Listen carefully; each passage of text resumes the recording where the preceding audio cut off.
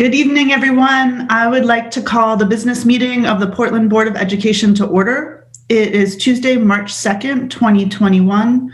The Portland Board of Public Education is meeting virtually via Zoom. May I please ask the superintendent to call the roll? Yes, Madam Chair. Ms. Bondo. Présente. Mr. Burke. Here. Mr. Irish. Here.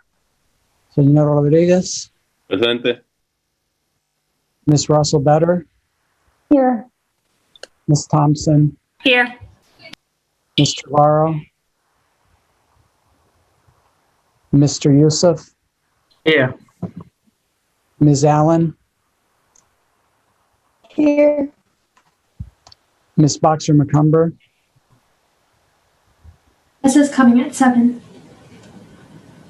Ms. Chung. Here. Ms. Hill. Ms. Yangala. Yes, I'm here. And Chair Fedor. Here. Thank you so much. And Ms. Trevorrow is joining us a little late tonight due to a work commitment. So with that, would everyone please unmute yourselves for the Pledge of Allegiance? All right, here we go. I pledge allegiance To the flag to the flag of the United States of America, and to the and to the republic republic for which it stands, one nation, and under God, indivisible, indivisible, with liberty and justice for all. Excellent. Thank you, everyone. All right, as is now customary for us, we're starting tonight's meeting by taking public comment on any issue that we're not voting on tonight. So for members of the public, if you want to address the board, please use the raise your hand feature provided by Zoom. This feature is found on the webinar control bar at the bottom of your screen, or can be found by selecting your name on the participant screen. And let's see, I see some hands raised already, so I'm going to go through some more of the details of how to comment. So specifically with respect to our procedure, for members of the public with your hands raised, I'll call on you using your Zoom name. Please start by stating your name and your address. Then you'll have 3 minutes to address the board.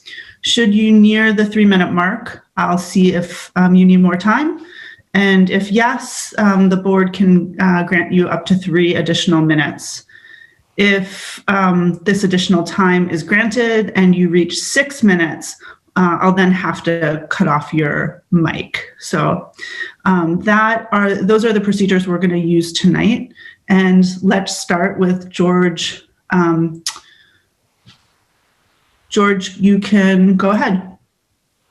Yes, George Rowe, Hanover Street.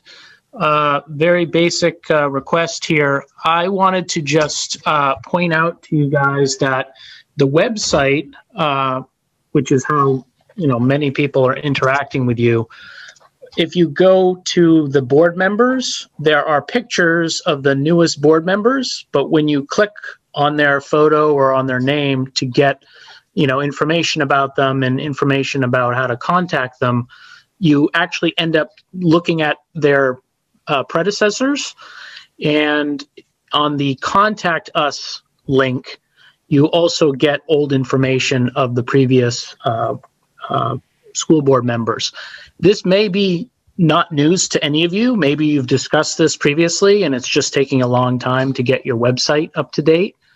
But if you could work on that, I know you got a lot going on and it's a crazy time, but that is literally, as far as I know, the only way to contact individual board members and learn more about them. So I feel like it's something that should have been done by now. So hopefully that's either in process or if it's been overlooked, that you'll get on it as soon as possible so the public has a way of understanding who's serving on the board without having to attend one of these meetings necessarily. Thank you. Thanks so much, George. Appreciate it. Linda Braley, you are up next.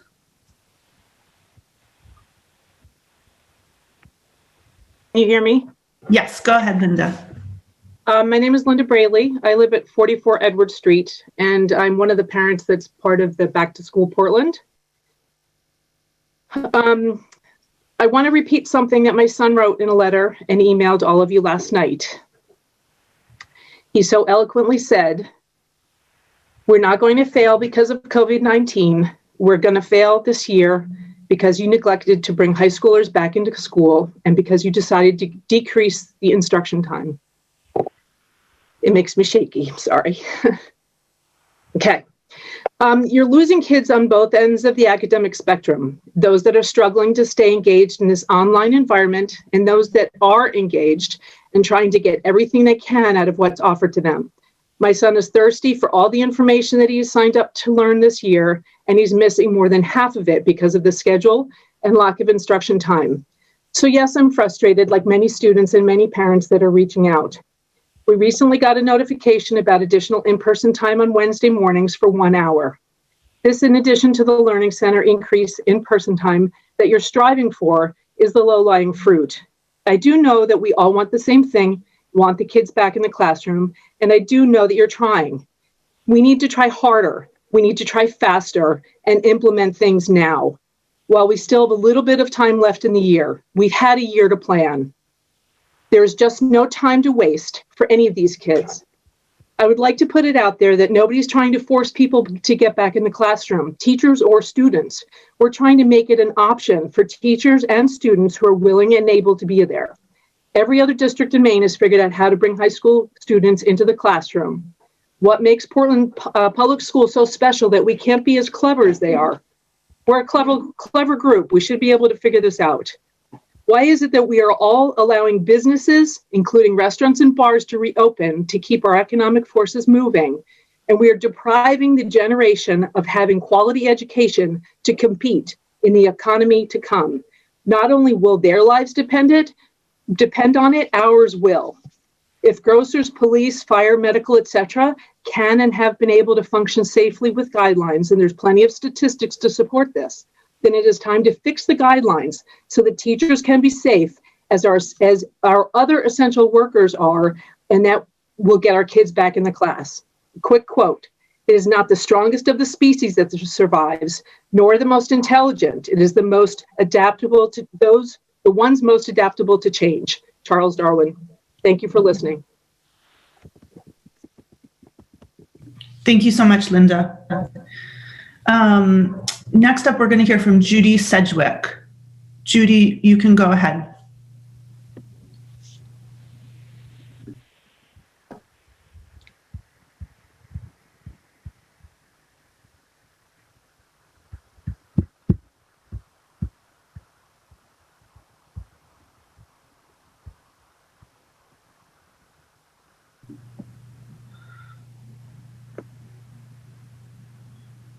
Let's see, Judy. Hello? Yes, now we can hear Okay, you. great. Sorry about that. No Hi, problem. my name is Judy Segwick, 73 Sunset Avenue, Great Diamond Island. My daughter's a senior at Portland High School, and I want you to know that we really feel left behind. Seniors have, at the most, 11 weeks of school left, and every week that goes by without in-person learning is damaging to us.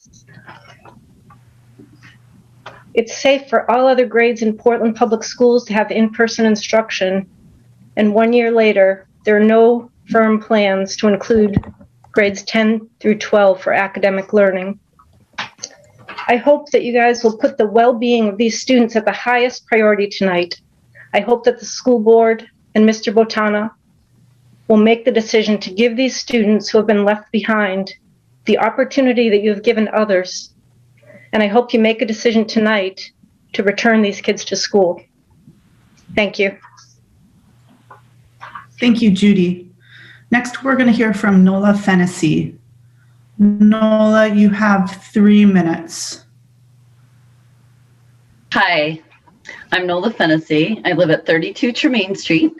Our son's a senior at Deering. I simply wanted to speak just to state my opinion that I strongly support our children being back to in-person learning.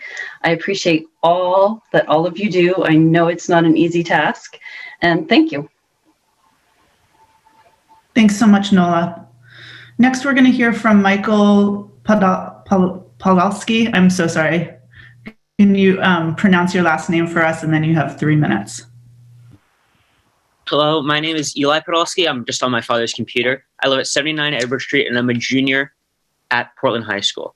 And in a couple weeks, I'll be coming up on a year of at-home learning. And probably in that year, I've gotten maybe 6-8 hours of in-person learning at school. And it still feels a year later like we're barely closer to a significant amount of in-person learning. Sure, we have a plan for, 8 hours a week of learning center. We have a plan for, I heard, like an extra hour on Wednesday mornings. But like these things, while they would be great to have, we're not in a position to implement them. We're not in a position where we can put them in place. We don't even have a timetable for like putting a deadline on when we can have a plan to implement them. Like, it's really frustrating to be stuck at home and watching this happen. And speaking up, it's not like I'm sitting at home and complaining. And I still feel like my voice is not being heard. It's not being taken into consideration. And frankly, it's absurd how little progress has been made in a year, a literal full 12 months to get a plan together.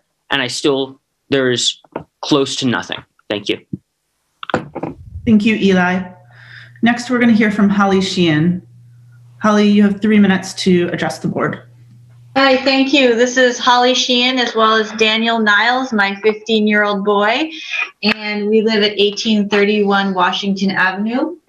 And I really appreciate all the work that you guys are doing. And I'm hoping tonight that the public will learn about a timeline and a detailed plan for in-person instruction for 10th to 12th grade students. I understand that the superintendent had a meeting this past week with members of the school board, and I'm curious about what progress has been made, because every day that goes by just compounds the social, emotional, academic damage that is inflicted on our students as they sit home in their rooms to do their school. So here is Daniel. Hello, my name is Daniel Niles, and all I'd like to say is that I'm not learning in online school, and I need your help to get back to school so that I can learn at least a little this year. Thank you. Thank you very much. Thank you so much, Holly and Daniel. Next, we're going to hear from Sarah Swan. Sarah, you have 3 minutes to address the board. Go ahead. Hi, can you hear me? Yes. My name is Sarah. I live at 11 Four Winds Road in Portland. I have 4 kids at home, ranging in age from first grader, 6th grader, 8th grader, and a sophomore at Portland High School. My husband is also a teacher at Portland High School. I know we as a family completely support the choice for all of our kids to have more in-person learning. I just want the Portland Public Schools to follow their agenda that they speak about, which is equity for all. And all I've seen this year is kids or families who can afford private schools have sent their kids to private schools where they receive 5 days of in-person learning. Furthermore, families that can afford tutoring have hired tutors. And I just, again, ask, where is the equity in all of this?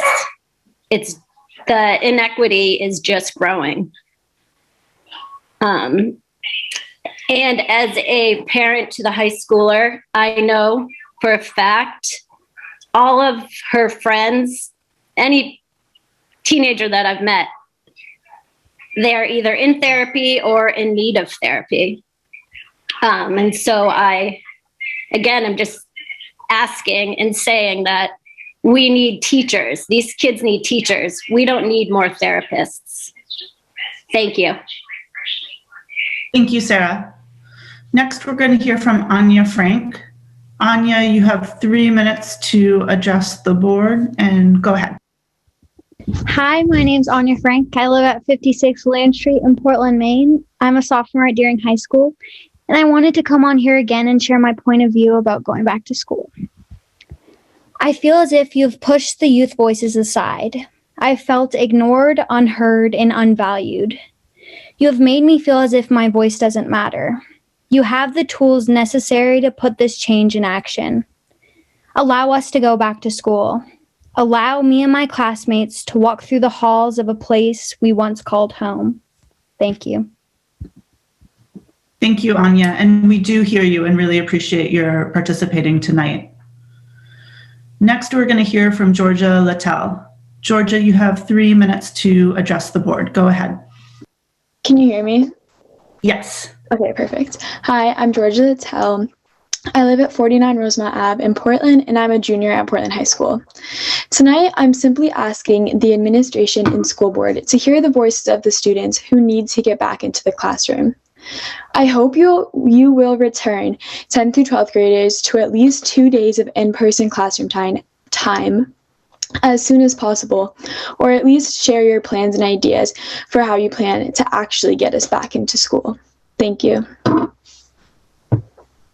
Thanks so much, Georgia. Next, we're going to hear from Jim LaGrange. Jim, you have 3 minutes to address the board. Go ahead. Hi, my name is Jim LaGrange. I live at 55 Madeline Street here in Portland. I have a son who's a senior at Portland High and a daughter who's a recent graduate of Portland High. And I guess I've been listening to everybody, talk, and I certainly echo a lot of the comments and thoughts, especially from the students. I think they really expressed themselves well. Much better than a teacher that called in last week. I was really disappointed in what she had to say. But I think for me, I feel frustration. It feels like our voices aren't really being heard. I get the text each week and I fill it out with my concerns, and it just seems like it's going on deaf ears, to be honest. I'm also a little frustrated at the lack of a timeline. It seems to me we've had a lot of preparation for this. We've seen us go from green to yellow to green, and I'm just wondering why it takes more time once we're there to actually implement a plan. It seems as though we should be able to act a little bit more quickly to get the kids back in school in some form. I do realize this is a complicated process. I know it's easy for me to say to do it and have it done right away, but I think in looking at other districts and talking with coworkers, there is a model that we can go by somewhere to make it happen. So I appreciate your time, and I'd really like to see our kids back in school in some fashion. There's still some time left in the school year. I think there's a quick, we're almost done this year. Let's just look ahead to next fall. I think it's important not to make that jump, to really get the kids back in as soon as we can. Thank you so much. Thank you so much, Jim. Next, we're going to hear from Luanne. Luanne, you have 3 minutes to address the board. Go ahead.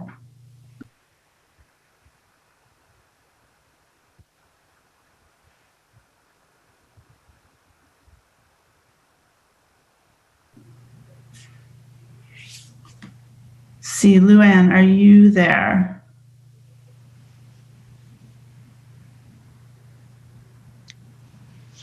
It looks like Luanne is muted. Here we go. Can you hear me? I'm sorry about that. No worries. Thank you. Go ahead, Luanne. My name is Luanne Viola, and I live at 102 Greenwood Lane. And I have 2 children that attend Casco Bay and 1 child that attends Lyman Moore. I have been working from home since last March, as we've all embarked on this journey of remote learning and hybrid learning. I have witnessed firsthand the social, emotional, and academic challenges that my children have gone through and are continuing to go through today. And I'm grateful that I'm able to help and support them wherever I possibly can. However, I'm very concerned about the children that do not have that support and guidance due to parents and guardians that are actually having to work outside the home. And actually on all the calls that I've noticed from that we've had regarding any type of school board meetings, more than a quarter of our parents are missing from these calls, which tells me that obviously a lot of these parents do not have capabilities, have outside issues or work alignments that aren't allowing them to make these meetings. It is up to us to have their child's voice as well. And this isn't going to I don't expect everyone to go back to school immediately. It should definitely be an option for those who need and want to get back to school. These kids need to be able to focus on learning and getting the supports that they need during remote learning, which have been missing for months. And I can also say that I've been advocating for one of my children since September for his IEP to be met. And I'm still fighting that fight today to try to make sure that his needs are being met. And again, I wonder about all the other children that are slipping through the cracks each and every day, not getting their needs met because of this disconnect that we have. This is not just about my kids. This is about our entire student body and getting their needs met.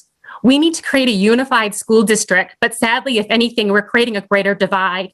And we're seeing an increase of our students failing now versus last year. We need to get our kids back to school that need and want to be back. The impacts that we're going to be seeing are going to happen for years to come. Thank you. Thank you so much, Luanne. Next, we're going to hear from Adair E. You have 3 minutes to address the board and go ahead. Hi, can you hear me? Yes. My name is Adair Emmons, and I live at 50 Penwood Drive. I graduated from Deering High School last year. New vaccine guidelines put forward by Governor Mills put the last nail in the coffin for in-person learning this school year. Proponents of opening were hoping she'd move teachers up in the line, but instead she changed it to strictly age-based. This is something I can agree with them on. I was also hoping that she would change it and put the teachers forward, but at this point, it is what it is, and it's out of our control. The average and median ages of teachers in Maine are both 45, one of the highest in the country. Under the current guidelines, the average teacher won't get vaccinated for another 2 months, which is assuming we have a steady supply. This will have a very negligible impact on this school year, showing another reason why we should be safer now and try to focus on in-person at the start of next school year. Even if Biden's new plan to push governors to prioritize teachers does have an effect on Governor Mills, the formulation of another new plan and rollout will take weeks at least. My dad became eligible in January, and he's still trying to get his first shot. It's clear that the vaccination plans don't perfectly line up with reality. The new head of the National CDC, Rochelle Walensky, said in an interview Monday that she's, quote, really worried about loosening restrictions. She also said, quote, please hear me clearly. At this level of cases with variants spreading, we stand to completely lose the hard-earned ground we have gained. It's clear that it's unsafe to reopen currently, and agitating to do so is irresponsible and puts people at risk. While the Portland School District is made up of 53% white students, the Back to School Portland group, which many of these callers are coming from, is made up of almost exclusively white people. All 4 admins are white, and while the district is 53% white, this group is closer to 93% white. Pew Research collected data on the question of what schools should do right now. Their findings show that while it's split about 50-50 between reopening immediately or waiting for teacher vaccines when asking white people, the number changes to 80% supporting waiting when you ask Black people. I'm highlighting this to show that despite the illusions awarded by being very vocal and having the strength that comes with numbers, this group should not be seen as representative of the parents or community as a whole. As Ms. Bean pointed out during the last meeting, many parents and students aren't able to comment at this time because of other life obligations, further showing that this group represents privilege and only one segment of the parent base. This group also includes school board members Jeff Irish and Sarah Jordan Thompson as active participants, despite the school board code of ethics specifically stating they will, quote, base their decisions on available facts and avoid bias. I don't see how much more biased you can get than being an active member of a group that's express goal is advocating for one side of this issue. The talking points in and coming from this group also very closely mirror comments made by former President Trump at CPAC this weekend. During his address, he said things like, Joe Biden sold out America's children to the teachers' unions, and we must get back and get back right now.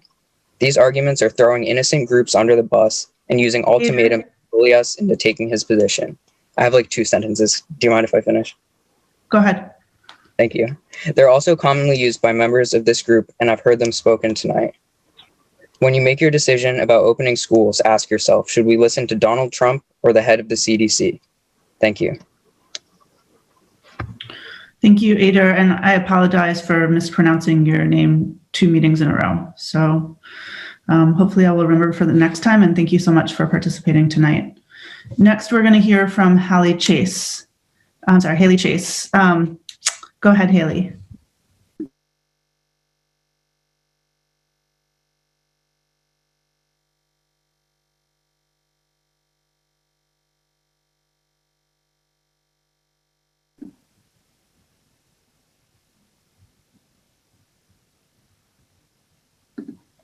Hi, sorry, I don't know what happened, but my name is Hallie Chase. I live at 6 Deepwood Drive, and I am a junior at Portland High School. I personally feel that kids really need to be back in school, but this proposed plan I don't think will work. Online school is already so draining for students, and adding more time after school won't help. Most students have jobs, sports, homework, and other family commitments after school, so adding unnecessary mandatory time will not help a student's mental health right now, as it's already not good.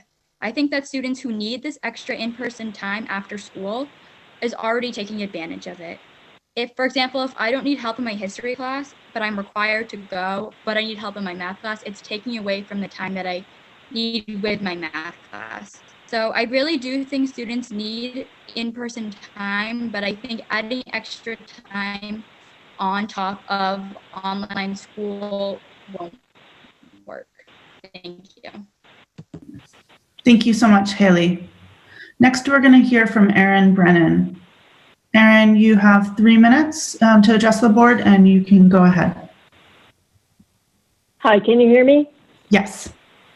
Okay, great. I'd like to address Adair first. Not sure if you heard the mom before you, Luanne Viola, who said, "This is not about my kid." We people who are speaking, we're not speaking on behalf of our children. We're speaking on behalf of the entire community. So I take great offense at your comments. Regarding the comments regarding Mr. Trump versus the head of CDC, pretty sure the CDC advocates being in person as well, given the right criteria and the right protocols in place. I want to thank George Rowe, who noted about the website being ineffective. George, I sent that to the board months ago, and I received no response. So thanks for bringing that up again, because it's really important. It's how we communicate. We, the parents, communicate with you, the school board, and you're not allowing us that. I will say this is great public comment, and I'm very happy and very thankful that you've put it at the front rather than buried it at the back of the meeting. But it's us telling you and asking you, but there is no forum for the parents to get responses to our questions. I want this goal to be, of this meeting, to be, let's get the kids back to school by the next board meeting. And if we are not doing that at the next board meeting, I would like a vote at the next board meeting to force this board to make some action. Superintendent Botana and maybe the union is now holding our kids hostage for purposes that we don't even understand. We can't get answers to our questions. The teachers can't get answers to our questions. We are running around 300, 400 parents are running around saying, what are we missing? What is it that we're missing? Somebody give us the answer. It's this huge mystery. Why are the teachers afraid to speak up? Why does Botana have so much power over the board, the teachers, the administrative? One person. Why is this happening? And I'd love an answer just so that we understand. If it's a union, tell us it's the union. You keep telling us it's complicated. You keep telling us that this is hard. Well, tell us why it's hard. We keep saying every other school in the state is figuring this out. Why are we not figuring this out? And I really want to dispel the sentiment that we are against the teachers. No, no, no. We parents stand with the teachers. We have spoken to teachers who are confused. We have spoken to teachers who haven't received the answers to their questions. We have spoken to teachers who don't understand the plan. Why are you keeping us from this information? We don't understand. We are not against the teachers. Absolutely. Teachers with accommodations should have accommodations. Teachers who want to teach remotely, that is happening in Scarborough, in Westbrook.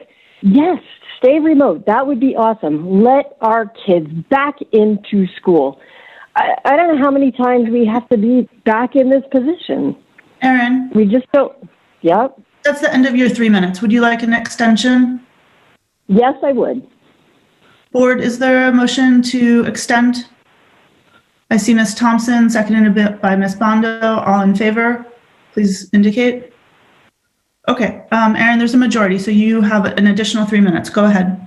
Okay, I do insist if we as parents can ask questions, we need answers. If you are going to allow a board or the students to represent and the students to be inquired of their opinion, I insist that the parents do as well. And I insist to understand how the students are going to select those other students to give input, because to Mr. Adair's point before, I'm pretty sure that all of those students that the students representatives are going to select are also white, also agree with their opinion. I'm really curious where Tessa Box of Makeover is tonight, because she's the one that put out the petition for InPerson. She's one of our representatives. Who do you think that these kids are going to select to give input? I want to make sure that we have a representation of a diverse community of students and not just students who agree with their opinion. Thank you. Thank you, Erin. Next, we're going to hear from Greg. Greg, you have 3 minutes to adjust the board. Go ahead.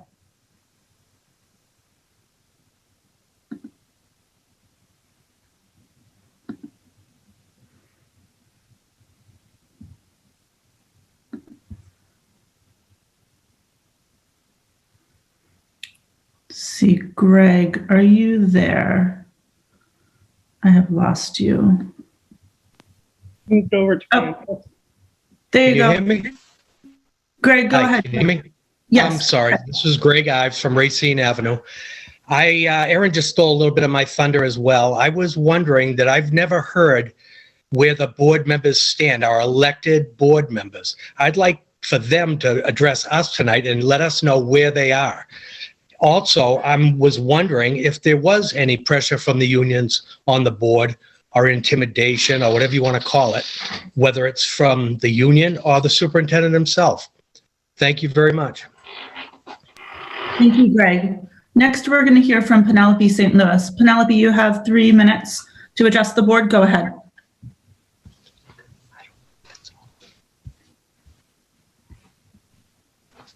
I lost Penelope.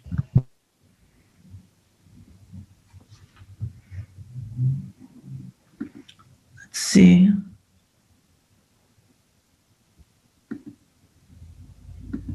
Penelope, bear with us for another moment. You should be set, Penelope, if you unmute yourself.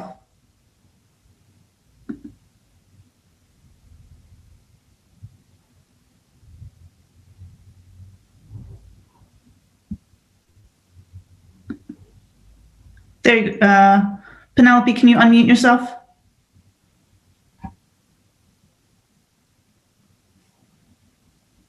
Okay. There you go. Finally, I got it. Sorry about that. No worries. Go ahead. Penelope St. Louis. I live at 49 Rosemont Avenue. I have been involved in this process since last August, and I want to thank our teachers. I've indicated to many of you that I have always supported the school district. I've always supported the budget requests that have been put forth, and I've always supported our teachers. We, as parents, want to work in collaboration with our teachers to get our students, 10th through 12th graders, back to 2 days per week. I am confounded, I guess. I've been asking the same questions since last August. I went back and reviewed newspaper articles since last August, and the questions that have been presented by me and by other parents still remain unanswered. Why is this so hard? What is the plan? When are we going to implement it? Have you hired a space planning expert? The list goes on. And And yet every time we ask, I am shut down. Although this week, I will tell you, I spoke with 3 board members for which I was eternally grateful because it's the first time that I've been given any semblance of information. But guess what? The board members don't know what the plan is. Teachers have contacted parents saying, we don't know what the plan is. Students clearly don't know what the plan is.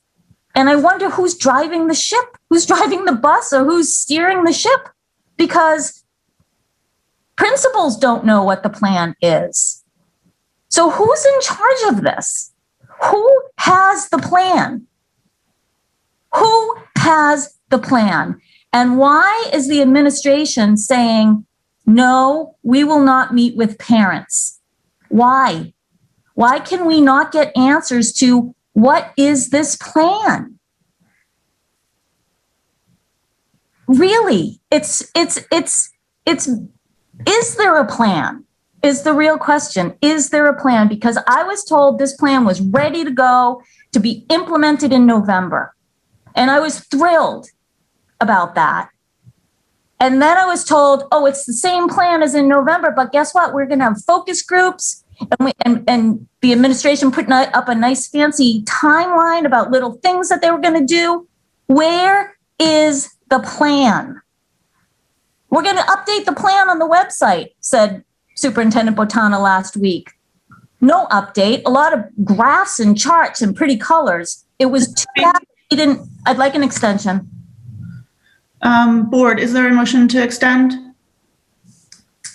Maybe I need to be looking at board members. Okay, I see Mr. Irish, seconded by Ms. Bondo. All in favor, please indicate.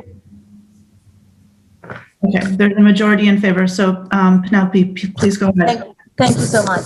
So I'm wondering, is there a plan?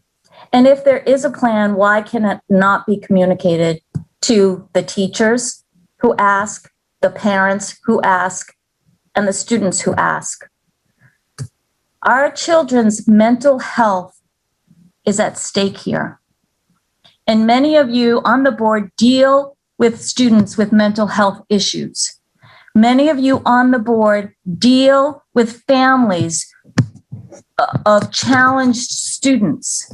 Many of you members of the board have children that have had the luxury of being in school a couple of days a week.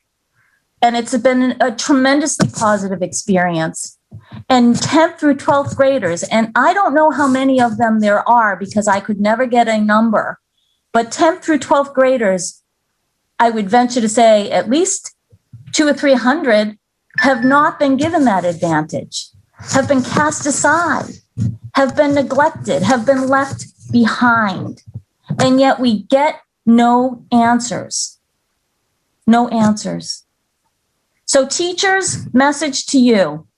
Let us partner together, reach out to the parents, and let us figure out how to do this because we can do it. We can do it. Thank you. Thank you, Penelope. Next, we're going to hear from Brian Bouchard. Brian, you have 3 minutes to adjust the board, and you can go ahead. Hi, can you hear me? Yes. Hi, again, my name is Brian Bouchard. I live at 54 9th Street. I have a senior and a sophomore at Poland High School, and I also have a 6th grader in Lincoln Middle School. I also want to comment on the plan to bring back 10th and 12th graders, 10th through 12th graders back to in-person school. I also want to thank our teachers. I want to say that we support them, just like Penny and Aaron have said. We want to work together. I'm all about solutions. I'm not here to complain tonight. I think the complaints have been made and made well. All I know is this is totally feasible. Kids have to be able to choose whether to go back or not, but they have to choose. I want teachers to be back in the classroom and teach, but if they choose not to because of an accommodation, they should teach remotely with a substitute teacher in the classroom. Those that teach in person can speak to a computer in the classroom at the same time. This solves both the hybrid model and the remote model. completely. Yarmouth has figured this out. Cheverus has figured this out. Scarborough has figured this out. All the surrounding cities have figured this out. All we need is a hybrid model, 2 days, 2 full days for the rest of this year. I'm not asking for full-time, 4 or 5 days a week. I'm asking that we at least give these kids 2 full days. If there's an event of a breakout in COVID, guess what? You're already set up for success. You have the technology, you're doing it today. We need to have a firm date. We really need a firm plan, not this 80-minute thing on Mondays and Thursdays, not this 1-hour thing on Wednesdays. We really don't. I also know that POSIP is used quite a bit. I think it's great, but I think the questions are very vague. Are you happy with Portland High School? Please comment. That isn't going to solve anything. You're not going to get any solid metrics out of that. Why don't you have something pinpointed, very specific? Do you want your 12th grader back in school in person, even if under the hybrid model, 2 days, 2 full days a week? Yes or no? And how many kids do you have in this grade? And please make a comment based on this and do that for each grade. There's no reason you can't use that technology to get your metrics. Even if if you would go 50-50, 50 want to go hybrid, 50 want to stay full remote, you just solved your space issue. So I think we got to uncomplicate this. Let's get these kids back in school, please. I will help. There are so many parents out there willing to help. Let us help, please. Thank you. Thank you, Brian. Next, we're going to hear from Ronnie Bates. Ronnie, you have 3 minutes to address the board. Go ahead.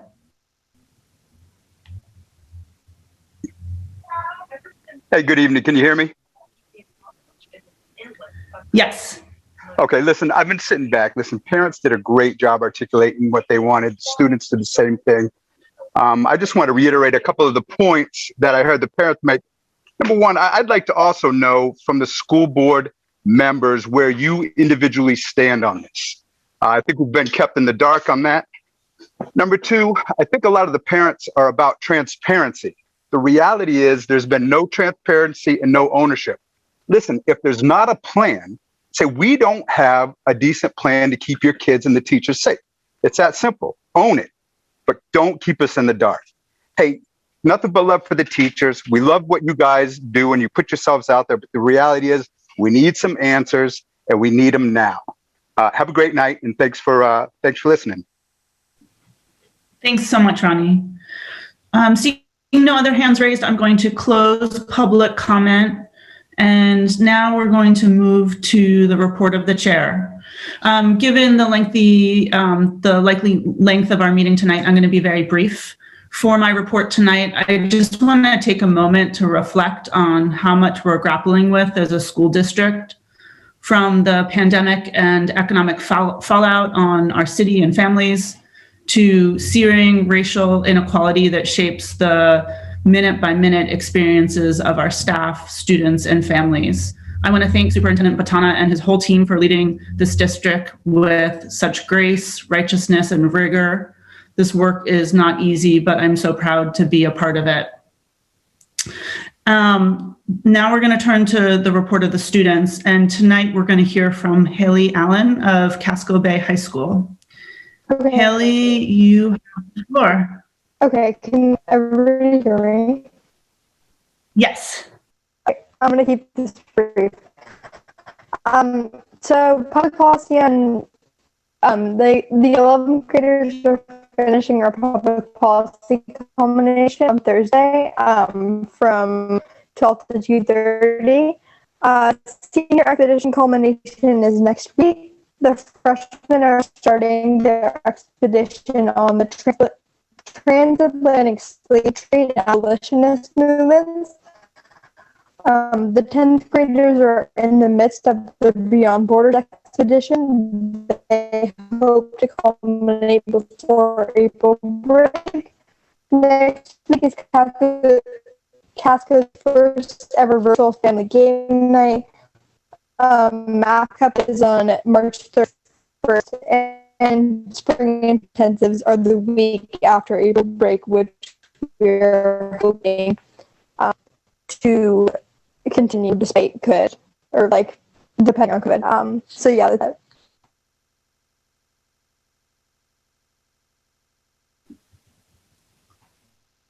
Thank you so much, Haley. I know, Haley, your connection was a little bit spotty, but I hope that everyone could hear the nuggets of all the exciting developments at Casco Bay High School. So with that, we're going to turn to the report of the superintendent. Superintendent Batana.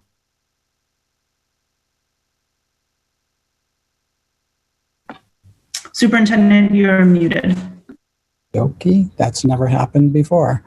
I would like to begin my comments today by recognizing the original inhabitants of the land on which our city and schools stand. The Maliseet, Micmac, Penobscot, and Passamaquoddy tribes, known collectively as the Wabanaki, or people of the Dawnland, we're honored to have their children among our students today. I would like to express the district's condolences to the family of Richard Paulson, who passed away recently. Mr. Paulson served as Chief Financial Officer for the district in the mid-2000s, along with a long career of service, including on the City Council and as Mayor of the City of Portland. I would also like to thank the nearly 100 members of our community who joined us last Wednesday for the community conversation on school safety. This conversation was our next step in a process that we outlined after discontinuing our school resource officer program in the summer, as we work to redefine our understanding of school safety and establish a new working relationship with the Portland Police Department. The board's policy committee continues its work to revise our discipline policies, and the results from Wednesday's conversation will be critical to their work on the many policies that define the district's relationship with law enforcement. It will also help to guide how we go about reallocating the resources that were previously used for the school resource officer to other safety priorities. I would like to acknowledge the working group that helped establish this helped us to establish this direction, and that included several board members, students, and community stakeholders. And I especially want to commend Assistant Superintendent Aaron Townsend for his relentless efforts to keep this important work moving forward in the midst of so many other priorities. The month of March is Social Workers Awareness Month. The theme for Social Work Month 2021 is Social Workers Are Essential. We know that's true because social workers are critical to our community's well-being. As practitioners, social workers are trained to help people address personal and systemic barriers to optimal living. They're employed to affect positive change with individuals, families, groups, and entire communities. Our nation's almost 700,000 social workers have amazing tenacity and talent. They confront some of the most challenging issues facing individuals, families, communities, and society, and forge solutions that help people reach their full potential and make our nation a better place to live. PPS employs over 30 incredible social workers, and we recognize their importance every day, but never more so than this month. We're going to move to our school reopening update. Today's school reopening update continues our practice of bringing updates to the board on the developments in our school reopening plan. Last week, we provided a comprehensive update on our plans to increase the amount of in-person instruction, learning time available to our students in grades 10 through 12. Tonight, we will update you further on developments since last week and address something that we heard several times, which is a tentative timeline for operationalizing our plan. But before we do that, I'm going to ask Assistant Superintendent Nally to help us understand the work that she's leading to improve hybrid instruction for students in the elementary and the middle grades. So, Malia. Thank you, Superintendent, and good evening, board and community. I'm pleased to update the board and community on the work that is underway to improve the hybrid model for pre-K through 8 as we reflect on how it's been going so far, consider our current context, listen to feedback from teachers and families, and review our data on student attendance and engagement. First, I want to say to families who are listening that we know this is hard. There are some who have found surprising and welcome benefits in the hybrid or full remote model, but overall, we understand this is taxing on families, and it's not an optimal learning and mental health environment for our students. I have an elementary and middle school child in our schools, and I solo parent for half the year, and so I feel that on a deeply personal level. And I acknowledge that I manage the struggle and witness it in my own children while being in a position to easily access the system and having the resources to enlist help. I know many of our families don't have those privileges. Can you hear that? Also, there was a chicken pot pie that just burned while this was going on. So there's that. We feel great responsibility to do our best for your children in ways that manage the tensions we face around health and safety and the demands teachers are holding while constantly pushing to find ways to keep evolving and being responsive to the context and the data. As we said last summer when finalizing our plans to come back in the hybrid model, our belief is that in-person learning is best for most students.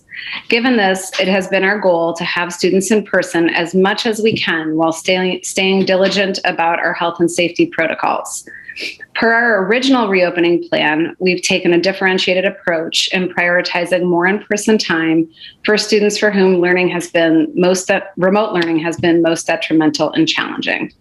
For example, we've offered more in-person opportunities for students in special education programs that require significant teacher support, or for students who are at the beginning stages of learning English.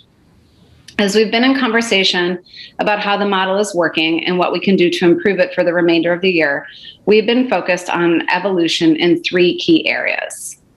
First, we're looking at opportunities to bring pre-K through 8 students back in person for more time. Second, we are inviting innovation from schools that are experimenting with ways to provide more synchronous and teacher-directed remote time.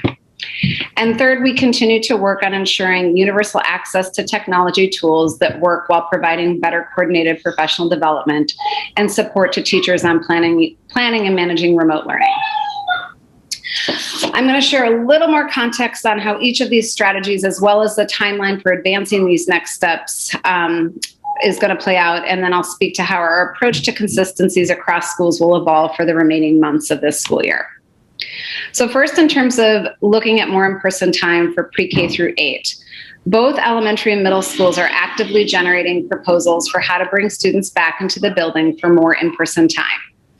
We've invited proposals and ideas from buildings and are in the midst of an iterative process of sharing these proposals across buildings in order to identify consistencies and to tease out which operational enablers will need to be in place and centrally coordinated in order to advance these ideas. We're also examining the implications of any of these shifts. The big concepts we're exploring include bringing students back into school on Wednesdays. There are different ways this has been proposed, but the most common is to alternate Wednesdays by cohort. The benefit to this approach is that it moves us toward our goal of providing more in-person time, enables consistency in the schedule, and requires the same staffing levels. Some of the challenges that we've surfaced include the conflict with the time that's been carved out for teacher collaboration and planning, since they will still be managing a hybrid schedule, as well as changing expectations for teachers and families, and limiting the opportunity we have to provide additional targeted support for students with the greatest need. We're also exploring the possibility of extending the day back to our typical 6.5-hour day. The benefits to this are that we can maintain our current ratios and space parameters while offering more in-person learning. This also begins to reacclimate students to a more typical day for a hopeful return to normalcy in the fall. This approach does have many challenges, including more significant adjustments to the schedule, needing to manage lunch and recess differently, which diminishes some of the academic time. It would require additional staffing in order to manage the social distancing during lunch, eliminates time teachers have for planning because they'll be still managing the remote learning time. Another consistent proposal across elementary and middle schools is to bring students back who have the greatest chronic absence and are most disengaged and have them come back for 4 days, thus expanding our approach to more in-person time for students in special education programs and who are ILD. Schools are tracking data on student engagement and learning. And much like we shared about in terms of the high schools last week, they know which students are chronically absent and disengaged in remote learning. And so they're poised to pinpoint students for this opportunity based on need. While exploring these incremental shifts, we're also looking at whether or not we could bring all students back full-time and teasing out what barriers would need to be addressed in order to do so. For example, needing more staffing, needing to add eating spaces, changing course on how teachers have been planning, impacts on successful IELD programming, among many other detailed considerations. The challenges are significant, but we want to be clear that we are looking into this. Being able to bring students back for more in-person time will, of course, require a coordinated strategy with transportation. In addition, we'll be meeting with the PEA through the Health and Safety Committee to address any concerns about health and safety protocols and working conditions with any potential adjustments. We're working through possibilities, and if we see opportunities to make incremental adjustments in March or early April, we'll do so and provide families with advance notice. The second prong of this kind of evolution that we're looking into is around inviting innovation around synchronous and teacher-directed time on the remote days. There we're encouraging experimentation with finding ways to offer more synchronous or teacher-directed time on the remote days. This includes some creative pilots that leverage technology, as well as some ideas about how to reorganize ed techs to be available for live support on remote days. The ideas generated so far would most likely require additional resources, and some of the pilots would be more significant change in course from a teacher planning perspective. And so we anticipate some more challenge with district-wide shifts around this area. But we are inviting schools to encourage innovation where it's feasible and loosening our expectation for full consistency across schools when it comes to these types of shifts for the spring.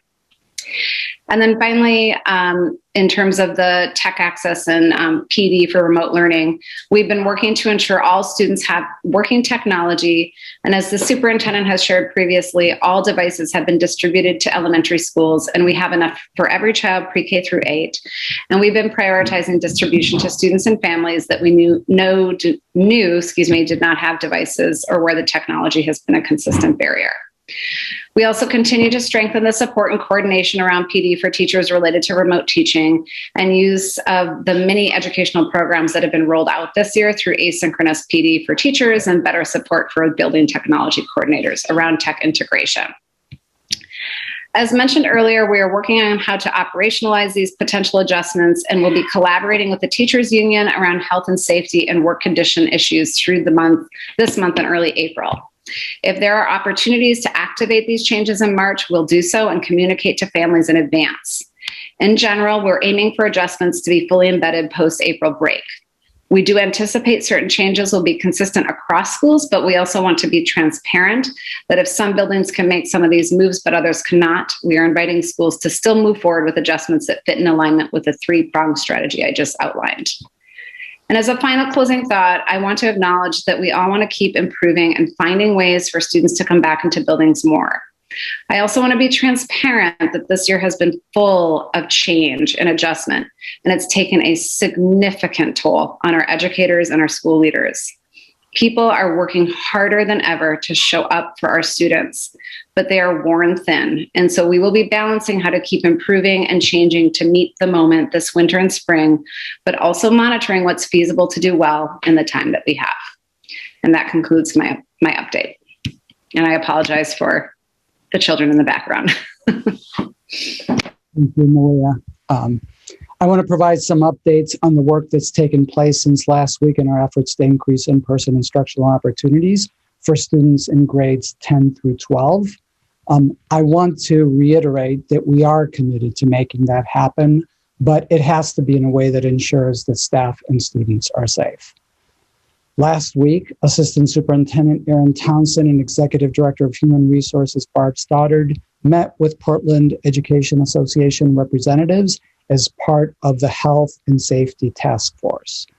The PEA leadership shared information from the recent survey of members regarding plans for 10 through 12 in-person instruction.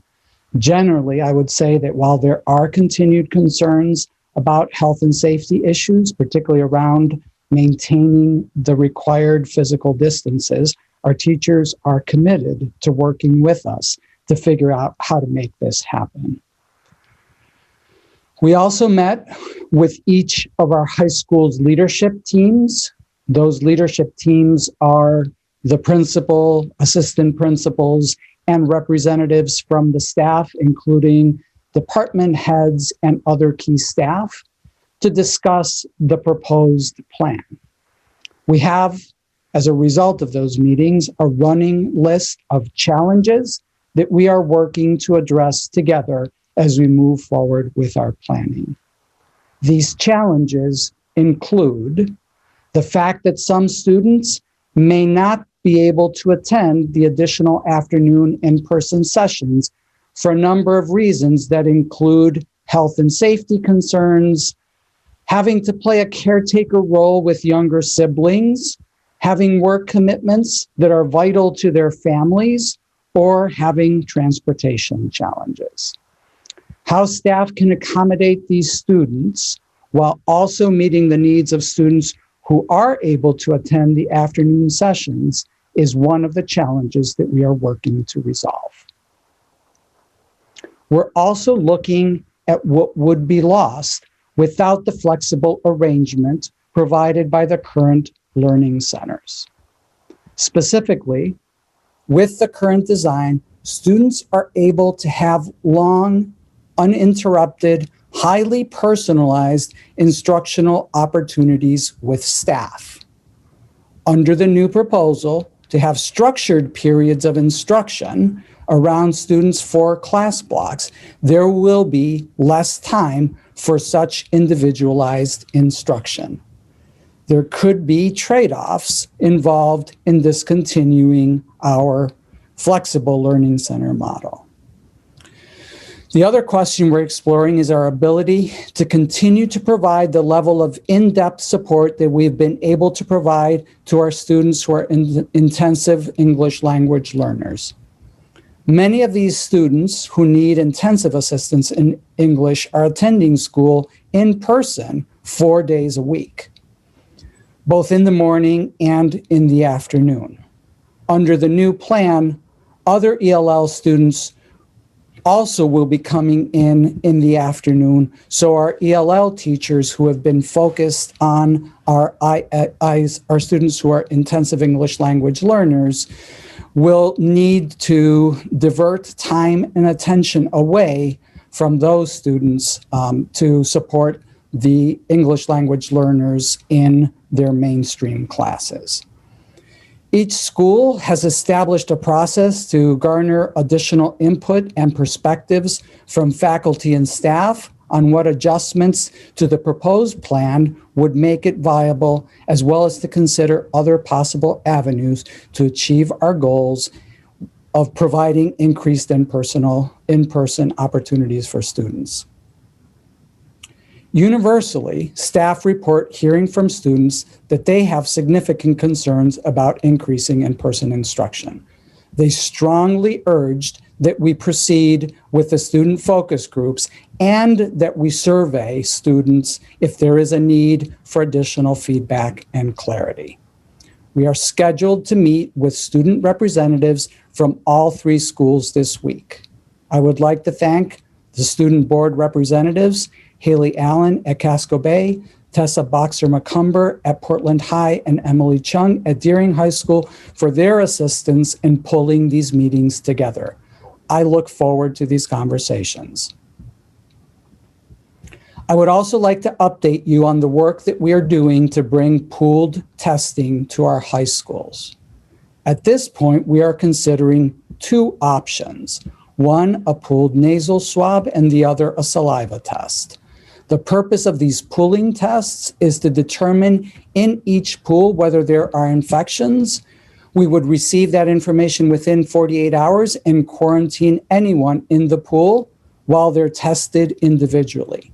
We believe either of these options is viable and will provide an additional layer of protection to our existing precautions.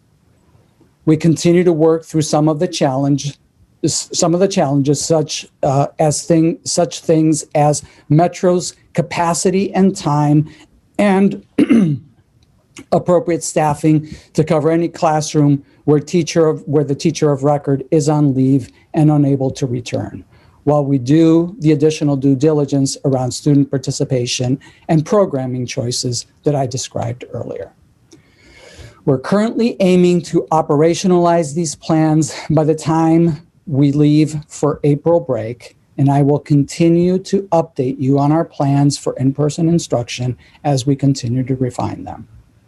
I know that this timeline will be frustrating to some. I want to remind everyone, as you heard in Malia's presentation, that this year has been marked by change after change. From our preparations this summer for 3 different scenarios to planning a completely new modality of schooling and opening our largest district school in a matter of weeks, our remote academy, we have done nothing but respond to the moment. That is what we're doing here. I want to remind everyone that a month ago, our time was being prioritized to plan for the possibility of going to full remote. Those conversations are still going. This week, we have a meeting with our associations to discuss how we would staff and compensate those who would be called to work in, who would be called in to work under those circumstances. So in reality, the possibility of increasing the time for in-person for students is a recent development, and as every other pivot this year, fraught with challenges and trade-offs, as you heard today.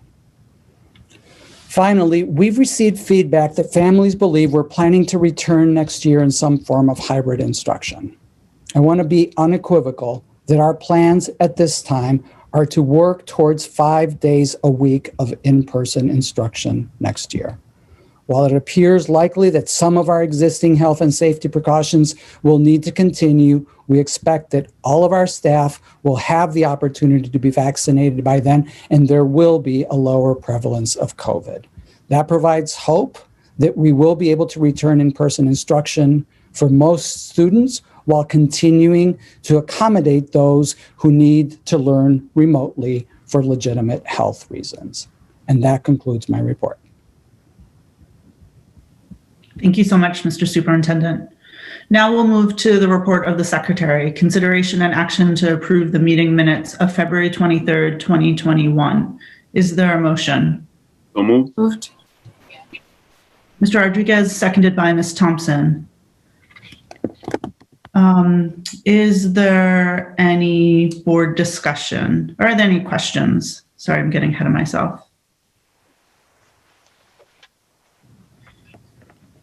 All right. Is there any public comment on the motion? So again, this is only public comment on our meeting minutes from February 23rd, 2021. Henry Spencer, I see your hand up, but I believe it was up previously, and we're only taking public comment now on our meeting minutes. Thank you for putting your hand down. I appreciate that. Okay, seeing no public comment, is there any board discussion on the minutes? All right, seeing no board discussion, by roll call vote, please indicate whether you are in favor of approving the meeting minutes from our February 23rd, 2021 meeting. Mr. Superintendent, will you call the roll, please? Yes, Madam Chair. Ms. Wando? Yes. Mr. Burke? Yes. Mr. Irish? Yes. Mr. Rodriguez? Yes. Ms. Russell Better? Yes. Ms. Thompson? Yes. Ms. Trevorrow? Yes. Mr. Youssef? Yes. Ms. Allen? Yes. Ms. Boxer-McCumber? Ms. Chung? Yes. Ms. Hill? Yes. Ms. Yangala? Yes. And Chair Figdor. Yes. The motion passes unanimously with the students voting in the majority, and the minutes are approved. Now we're on to consent items. Will the superintendent please speak to these items?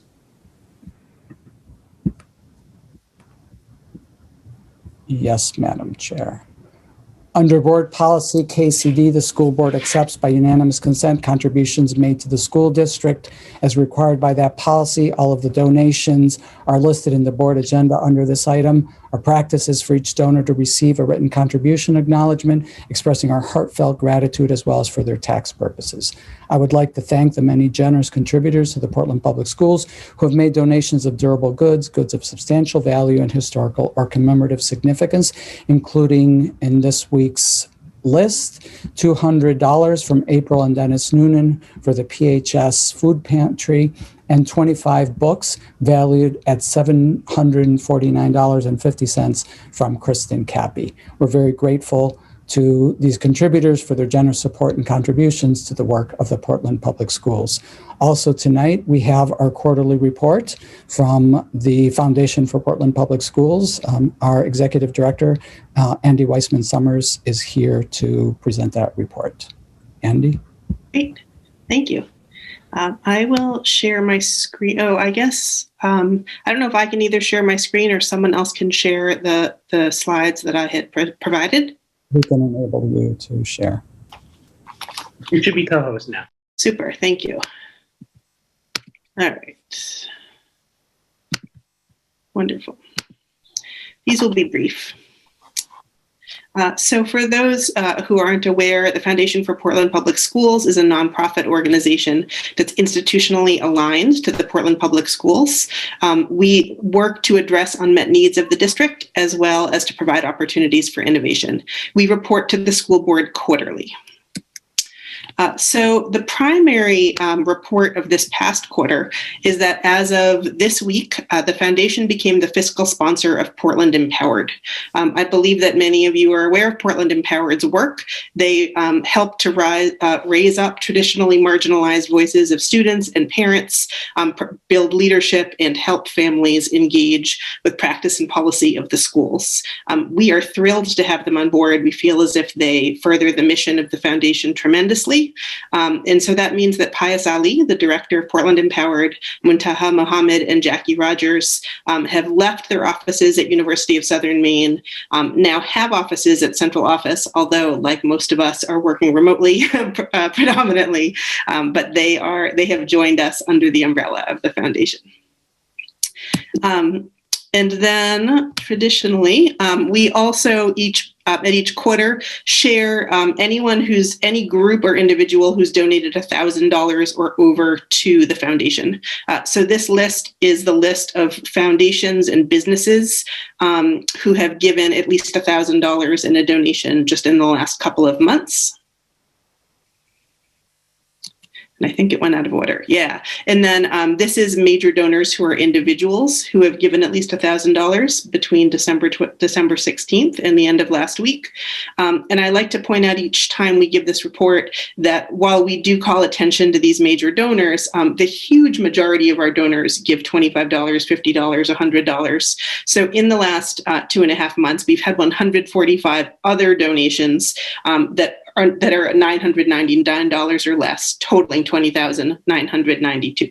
So the total of individual donations has been $58,842 in the last 2.5 months. And so between this slide and the next, I would like to point out we're 2/3 of the way through our fiscal year of our accounting, and we have raised a little over $710,000 for the district in the first 2/3 of the year. And then finally, I just wanted to draw attention to a couple of quick other updates. Recently, Mechanics Hall donated free membership for all Portland Public School staff. That would include the school board as well. And so I want to encourage people to spread the word. They have a library that does curbside pickup and have a whole range of book groups, art activities, a virtual maker space, and they're providing that annual membership to anyone who's on staff at Portland Public Schools. You can see me if you need the information on how to find that again. And then finally, we have 17 additional grants or sponsorship requests pending right now. And primarily, we're seeking funding to deepen and accelerate equity work in the district, our Families in Crisis Fund, and then our operations as we get ready for some capacity in growth as a foundation. And that's it. And I will stop my share. Are there any questions from the board?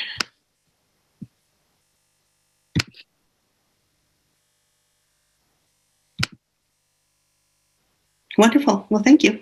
I actually see a question. Ms. Bondo. Yes, thank you. Thank you, Madam Chair. Thank you so much for the report. This is amazing. And the way the foundation has get the sense to report to us quarterly, this is so appreciated because we can be updated to many things happening. I have a quick question about the grant. I think we just mentioned on the last slide. The Family in Crisis Fund, what really does exactly, what we do with those funds. Yeah, that's a great question. Yeah, helping families on the different aspects. I wonder. Yeah. Yep. So it's a fund that's the day-to-day management. It's run by the social workers in the district and the parent community specialists out of the Multilingual and Multicultural Center.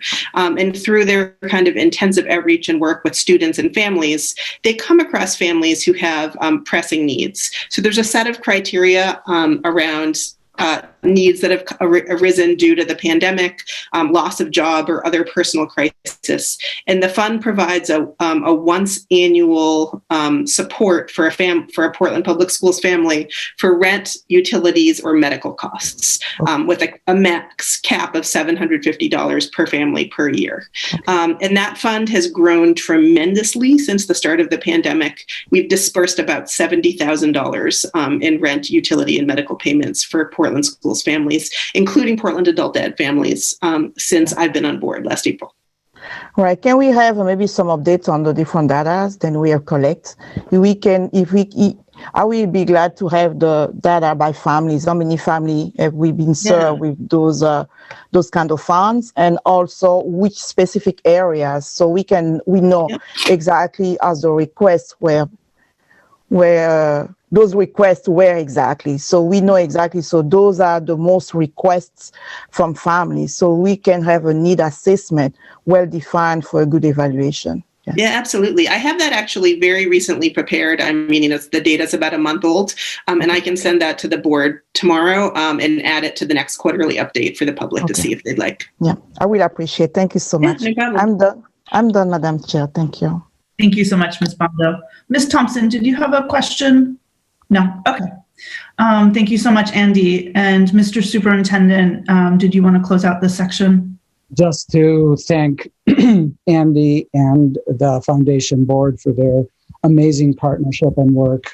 You heard about the fiscal sponsorship of Portland Empowered. As a school district, we've worked closely with Portland Empowered, for a long time now. And this is a tremendous opportunity to really leverage the work that Portland Empowered does to help us to bring voices to our policy work that traditionally have not been represented in that work.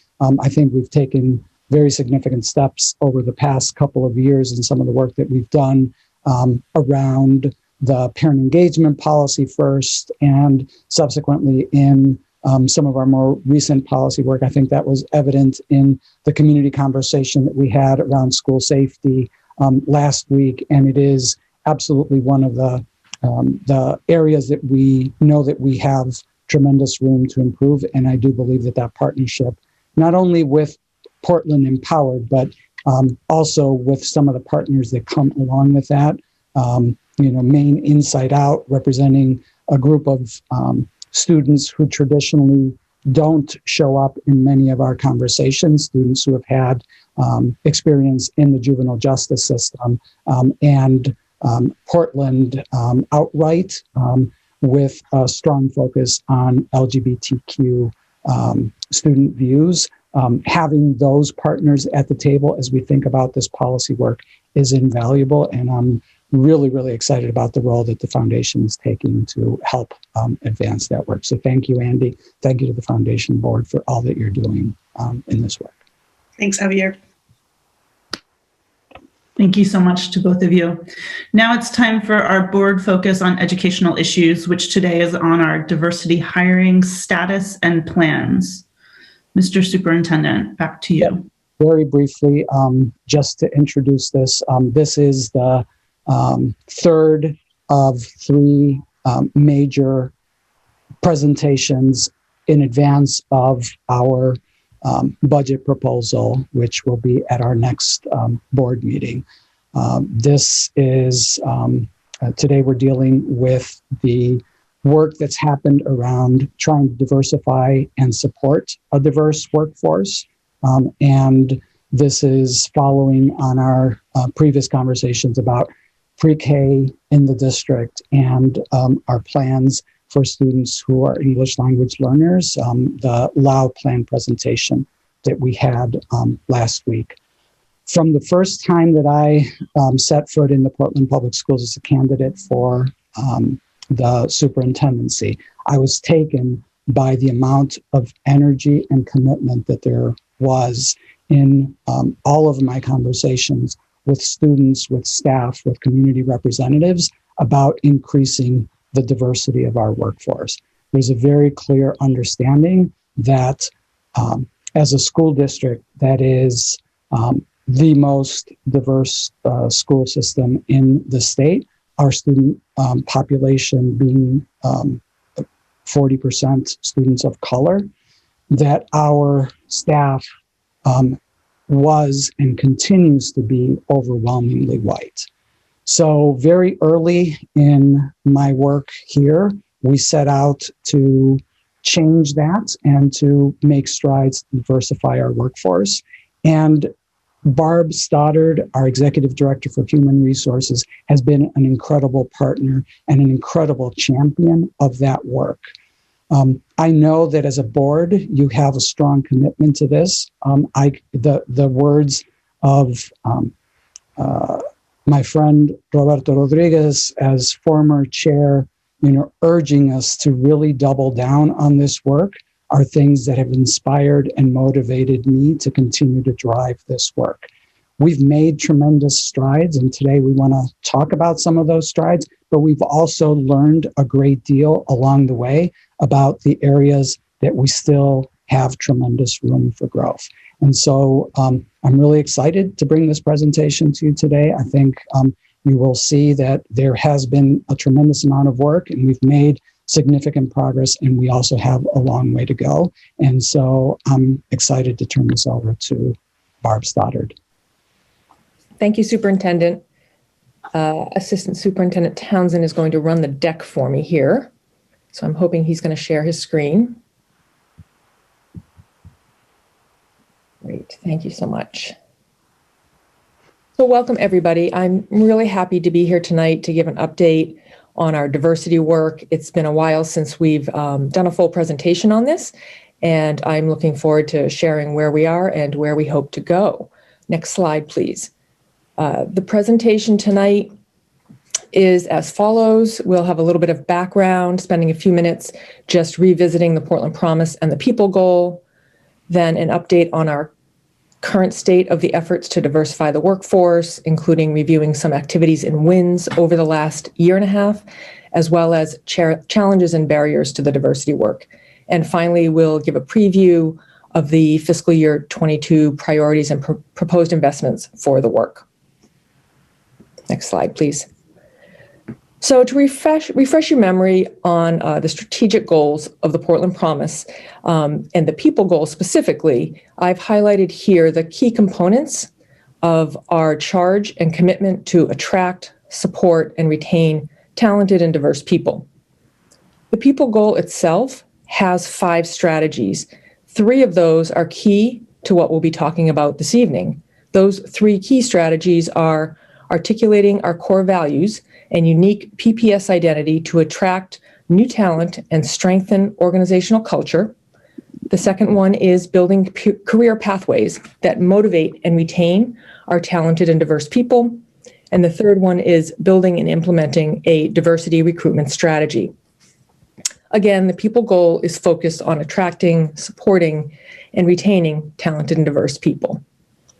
Next slide, please.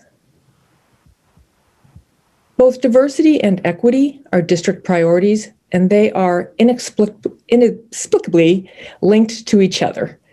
There is a continuing, growing body of research confirming why diversity matters. Our hiring practices and efforts to increase the diversity of our staff is grounded in that research, which has shown that there are cognitive, social, and emotional benefits for all students who interact with classmates and educators from different backgrounds, cultures, and orientations to the world.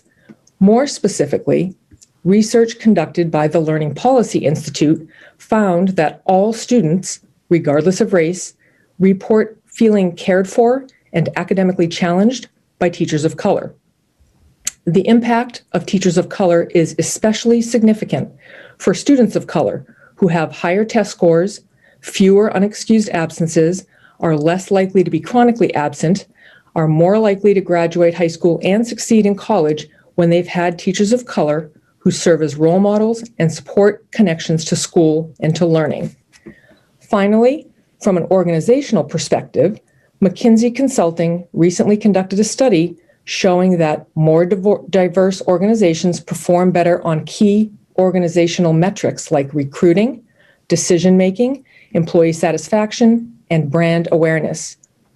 They reviewed more than 1,000 companies and found that gender diverse organizations are more than 15% more likely to outperform their peers, and ethnically or racially diverse organizations are 35% more likely to outperform their peers. Our efforts to diversify remain based on the idea that our schools need to be representative of everyone. And when a teaching staff does not reflect the diversity of our school community, it points to a systemic inequity that needs to be addressed. The work that we've done over the last few years has been focused on recruiting pipelines and training our staff about how to mitigate bias in the hiring process. Last spring, we had the opportunity to participate in a research study that involved interviews with our educators of color to learn more about their experiences working in Portland Public Schools. The study was conducted by Bowdoin professor Dr. Doris Santoro and also included 2 teachers of color in the district, Julia Hazel and Alberto Morales, as part of the research team. You'll be hearing from the research team a bit later in the presentation, but for now, I'd like to share how deeply the Educators of Color report has influenced our thinking about the why. We learned that our staff of color overwhelmingly recognize that the equity goal in the Portland Promise is central to the work of the district, yet they did not feel that it transferred to them. We learned there's a deep disconnect between our people goal and our equity goal, that BIPOC staff think that our equity efforts are intended for students alone. This concept of the intertwined nature of the people and equity goals led us to rethink our approach and our priorities for the work ahead. What we're talking about here and what was illuminated in the Educators of Color report is culture. Creating a strong, inclusive cultures in the district is the lever to this work and the key to retention. If we're focusing our efforts on hiring diverse staff only to bring them into unwelcoming environments where they do not stay with us, then our intended pipeline is leaky at best. A diverse environment does not always mean an inclusive one. Inclusion must be a priority, not just through our words, but more importantly, through our actions. By not doing so, we limit our collective growth by indirectly saying that the status quo is okay. This can result in a culture where people don't feel safe, revealing their unique and authentic identities, where fitting in is the norm. This suppresses the very things that we're seeking as a district: a culture of expansion, creativity, strength, and belonging for all. I'll also say that this work does not just live in HR or with the Director of Diversity, Equity, and Inclusion. The work of inclusion requires learning, listening, and commitment at every level of our organization if we want to be successful. Finally, operating in our current environment and following the events of the last year, we recognize a heightened urgency to this work and that our pace of change in the district is slower than we'd like. We are committed to our people and equity goals and to taking action. Next slide, please. Let's take a look at where we are with this work today. This is a breakdown of staff demographics as of December 2020.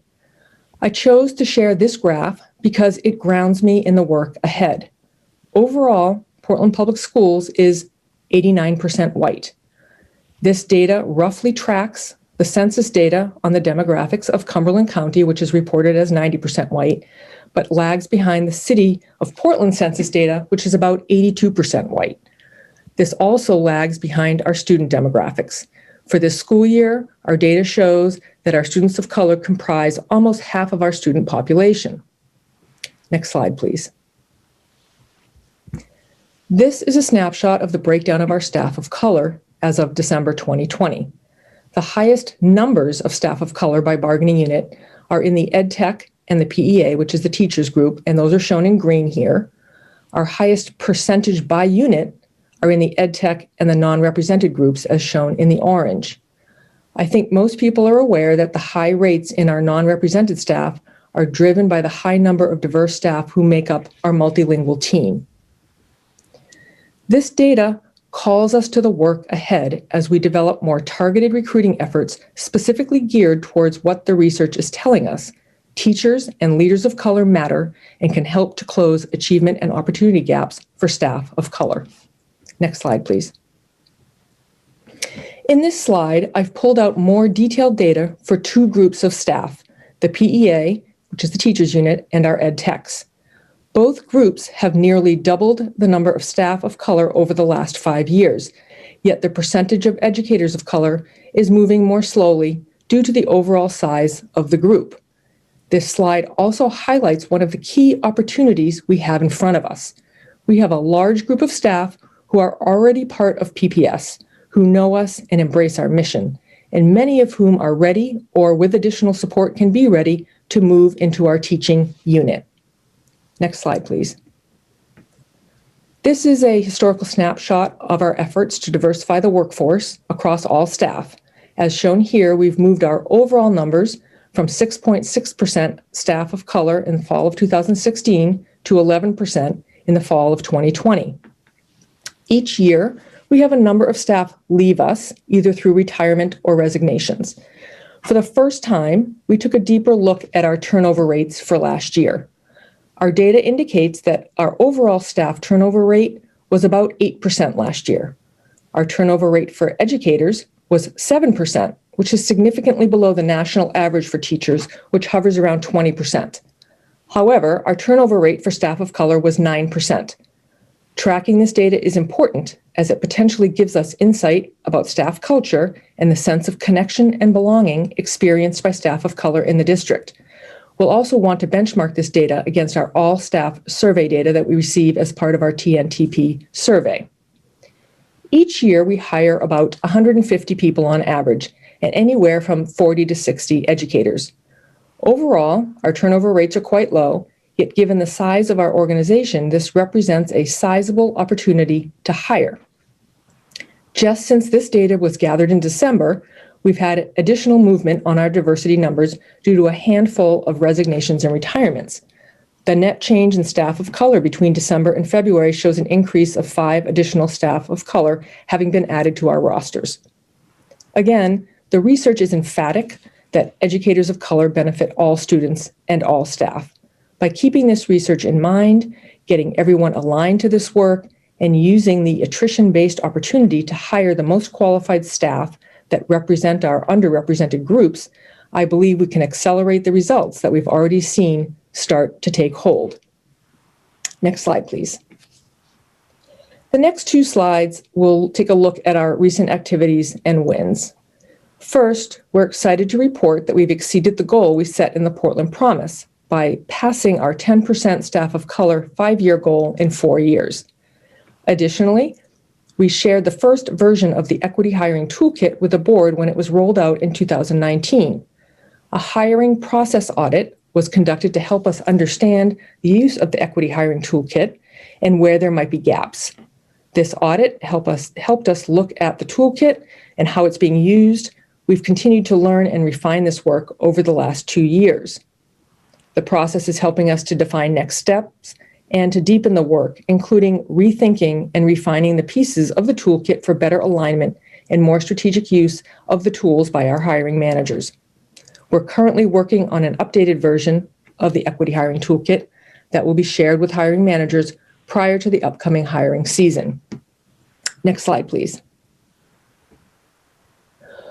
Looking at our recruiting and hiring pipelines to increase diversity, Our Grow Your Own Teacher Summer program, called Teach Portland, was on hiatus last summer due to the pandemic. As a reminder, the Teach Portland Summer program launched in 2017 and ran for 3 consecutive summers with roughly 40 participants each year. The summer program was augmented in the spring of 2018 by a program at Portland Adult Education called the Ed Academy. The Ed Academy engages and trains new Mainers in a teacher development program that has also fed our hiring pipeline. Between the summer program and the program at Adult Ed, we've hired a total of 20 people, including 4 teachers, 15 ed techs, and 1 employee in a non-certified role in the district. But that's been just one piece of the puzzle for us.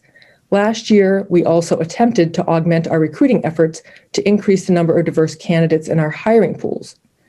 We changed how we advertise and recruit candidates by using social media platforms, increased the use of alternative recruiting websites to expand our reach beyond Maine, and began networking with institutes of higher education that have higher levels of BIPOC student enrollment. We increased our travel budget to attend recruiting events outside of Maine, including 2 career fairs in Boston that occurred just before the pandemic shut us down. We also developed a new kit of advertising materials to support our recruiting plan, including that lovely banner that you see in the picture. We updated informational brochures and a new recruiting video that we rolled out in early March. We shared this video with the board last June, but because we have a few new board members, I'm going to show the video again now. It's a great piece of Portland Public Schools branding that Grace Valenzuela and her team created for us.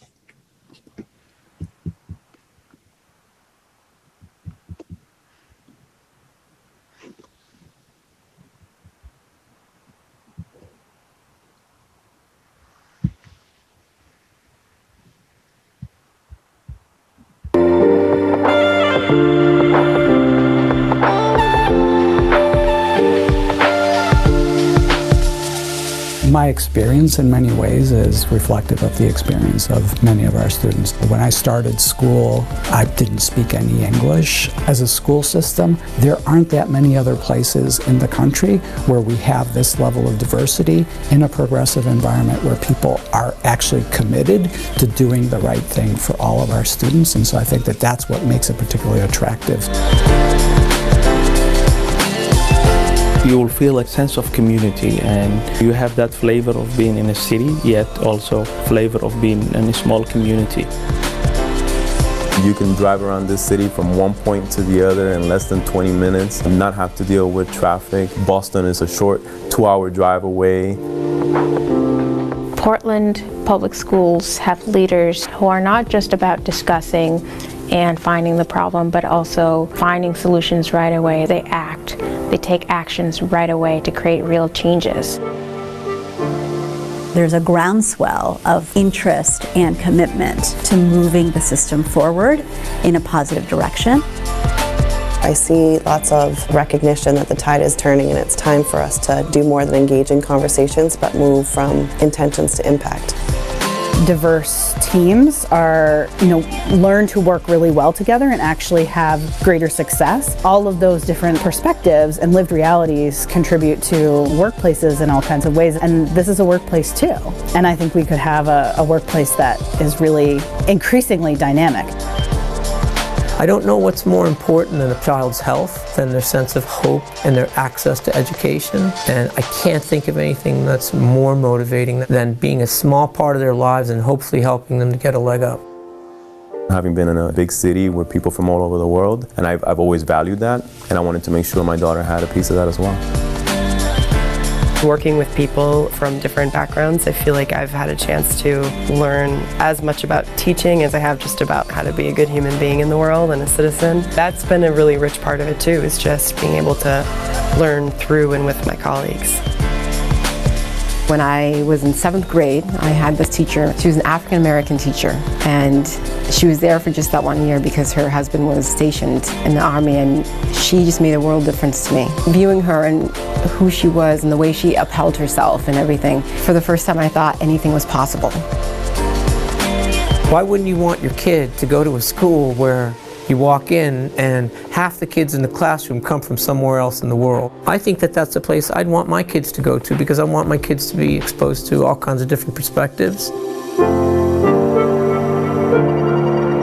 The ocean is right there, and you can drive a little bit and go to the woods, and drive a little more and go to the mountains. You just have options. I would like to see us some years down the line be a place where we can truly look back and say we've made a difference in outcomes for students. Seeing that the percentage of our kids who are going on to college and succeeding in college is higher than what it is today and breaks the norm with respect to other school districts. To me, those are the kinds of things that I want to be able to look back and say we've done that together as the Portland Public Schools.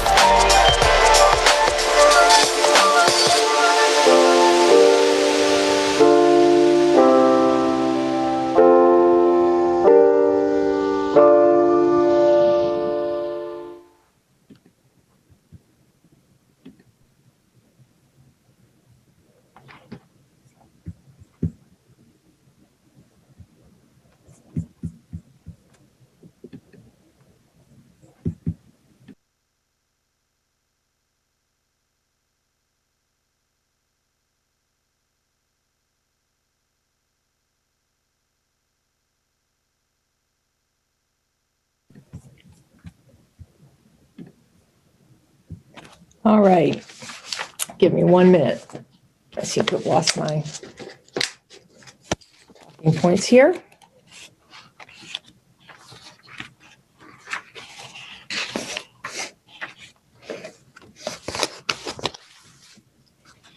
So that video is really exciting. It makes me so happy to watch it. At the same time, we still have many barriers and challenges to this work. We can say that we've continued to make slow and steady progress.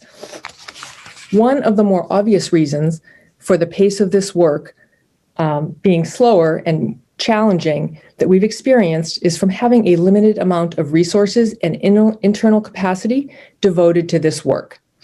We have no recruiter on staff. We have a limited budget for staff travel or funding to pay for staff of color to engage with potential candidates. We also have limited time and resources dedicated to internal staff career pathways. There's also a fairly limited local pool of credentialed educators and administrators of color. So we know that we have more work to do from a recruiting and onboarding perspective in terms of increasing the diversity of our hiring pools and reducing bias in our hiring practices. However, what might be a bit less obvious, yet feels more challenging and urgent, is what we discussed earlier: the climate and culture in our buildings and departments and the impact on staff engagement and retention. This brings us back to the Educators of Color report. As I said earlier, the research that went into the report was conducted by a research team led by Doris Santoro. About 18 months ago, Doris shared that she was conducting research with teachers of color from across the country for her next book. Her preliminary findings indicated that it was the professional culture in schools that is leading many teachers of color to consider leaving their profession. Doris asked me if Portland Public Schools would be interested in having her include our staff in this research. She offered to help facilitate programs that would support and empower teachers of color in the district. She also offered to help work on culture change in our schools as a result of this work. Doris and Julia and Alberto comprised the research team that interviewed staff of color across the district last spring.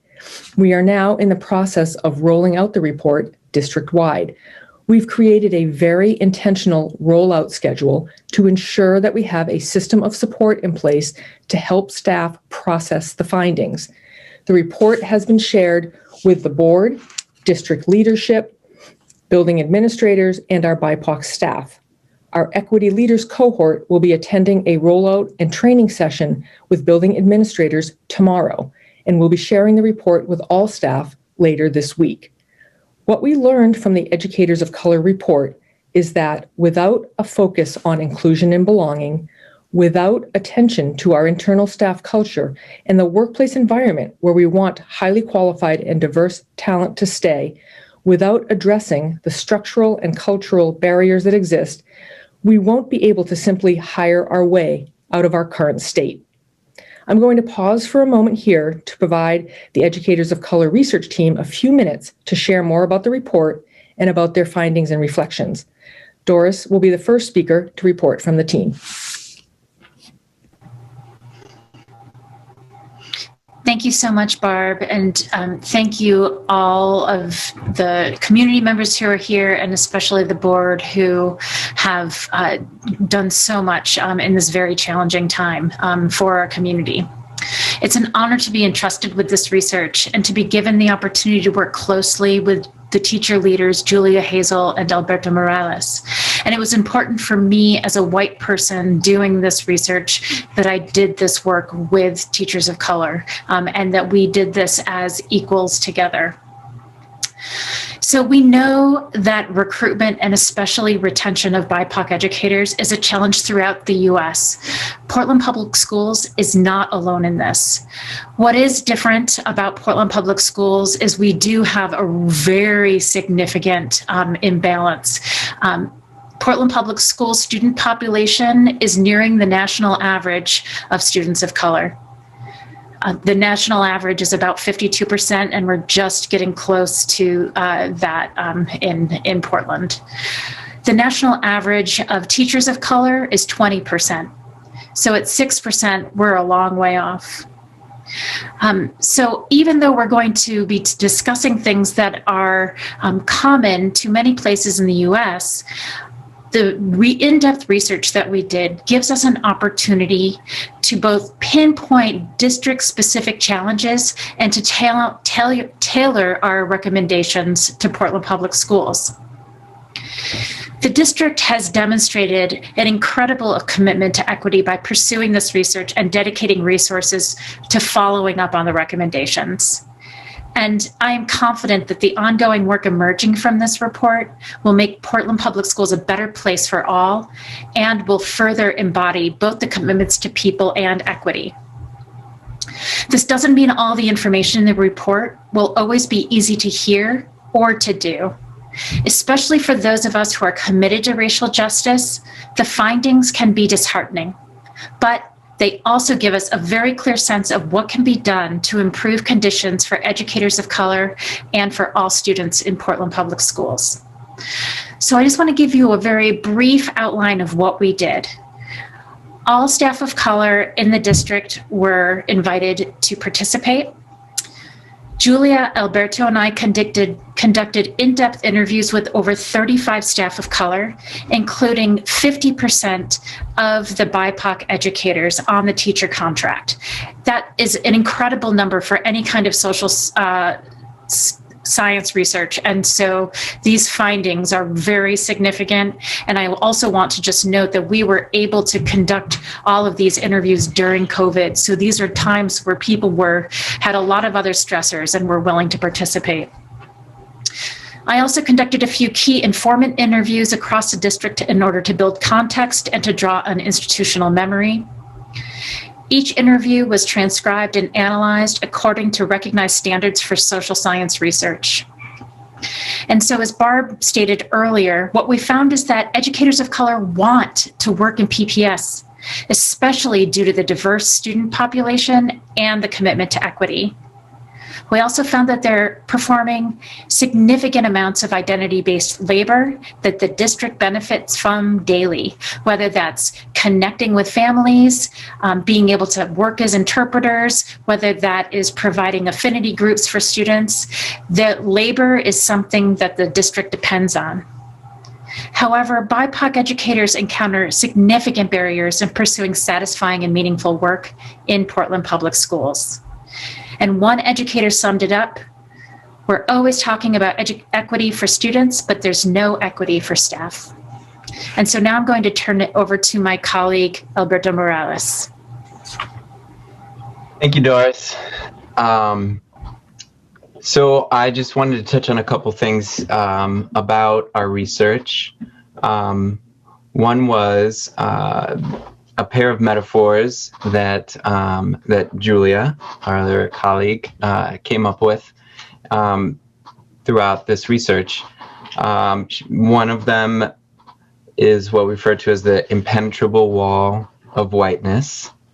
And I think that metaphor is really useful to imagine and better understand some of the institutional and the structural impacts of racism and racist leftovers from all the years of history in our country that our teachers carry every day, interact with every day, and persevere through every day. The other metaphor is the smog of cultural racism, which is one that tries to get at the idea of the everyday interactions that our BIPOC teachers encounter throughout their daily interactions, and these things that sort of reinforce, again, the legacy of white supremacy in our institutions. And these things really brought to light painful ideas, the painful weight that our teachers of color carry every day. On top of that, in addition to these weights, what we all carry, these things, we're doing this in a pandemic and during a quarantine in this recent history. So even though this weight is something that is inhibiting the ability of our teachers to thrive and surviving, even though our teachers are surviving with grace, is unsustainable, and it's really unacceptable. As Bettina Love says, we want to do more than survive. So we hope that the research achieves three things. The first one is that it enables BIPOC educators to have their concerns and their experiences heard, recognized, validated. We hope that this assists our white colleagues to better understand, to better empathize with the significant challenges that the BIPOC teachers are facing in pursuing meaningful and satisfying work. And that it provides some clear and actionable avenues for change that are possible at every level of the district. And some of these are immediate and some of them are longer term. But there are actions that can be taken, and many of them immediately. I also wanted to acknowledge and bring to the conversation something that also struck me and all of us who were involved in this research, is that there's a deep level of skepticism and mistrust in our BIPOC educators. Deeply skeptical, and it's understandable. We've experienced many waves of discussions and initiatives and efforts that haven't been sustained, and actions that contradict the efforts that have taken place. And we know that naming the things that have been named by our research is only a start, not an end point. There is a lot of work to do, and there's a lot of work to do to gain the trust of our BIPOC educators in the district. And I think it can only happen by doing what this research started, and what has been continued is listening and deeply listening, and then putting actions and financial backing behind these initiatives. We know this definitively, these things are needed. And there's a need for building trust at every level, trust at administrative level, at the board level, at the building levels. And so what we're doing with this as a district is instrumental to continue this trust building and to begin the healing that's so desperately needed, and ultimately to realize the full potential of our educational system in our district. And I'll pass it on to our esteemed colleague, Julia. Thank you. I can say that the three of us, as we've been doing this project over the past more than a year, it's just continue to gain a deeper and deeper significance of its potential to really allow our district to pivot and deepen its work. For several years now, the district has had these priorities of people and equity as part of the Portland Promise. And as Barb mentioned earlier, our findings emphasize just how interrelated these priorities are. And they give us specific concrete actions that if we as a district take, they'll help us to advance both in our equity work and in the pursuing that people goal. The study was powerful because it was quite simple and yet so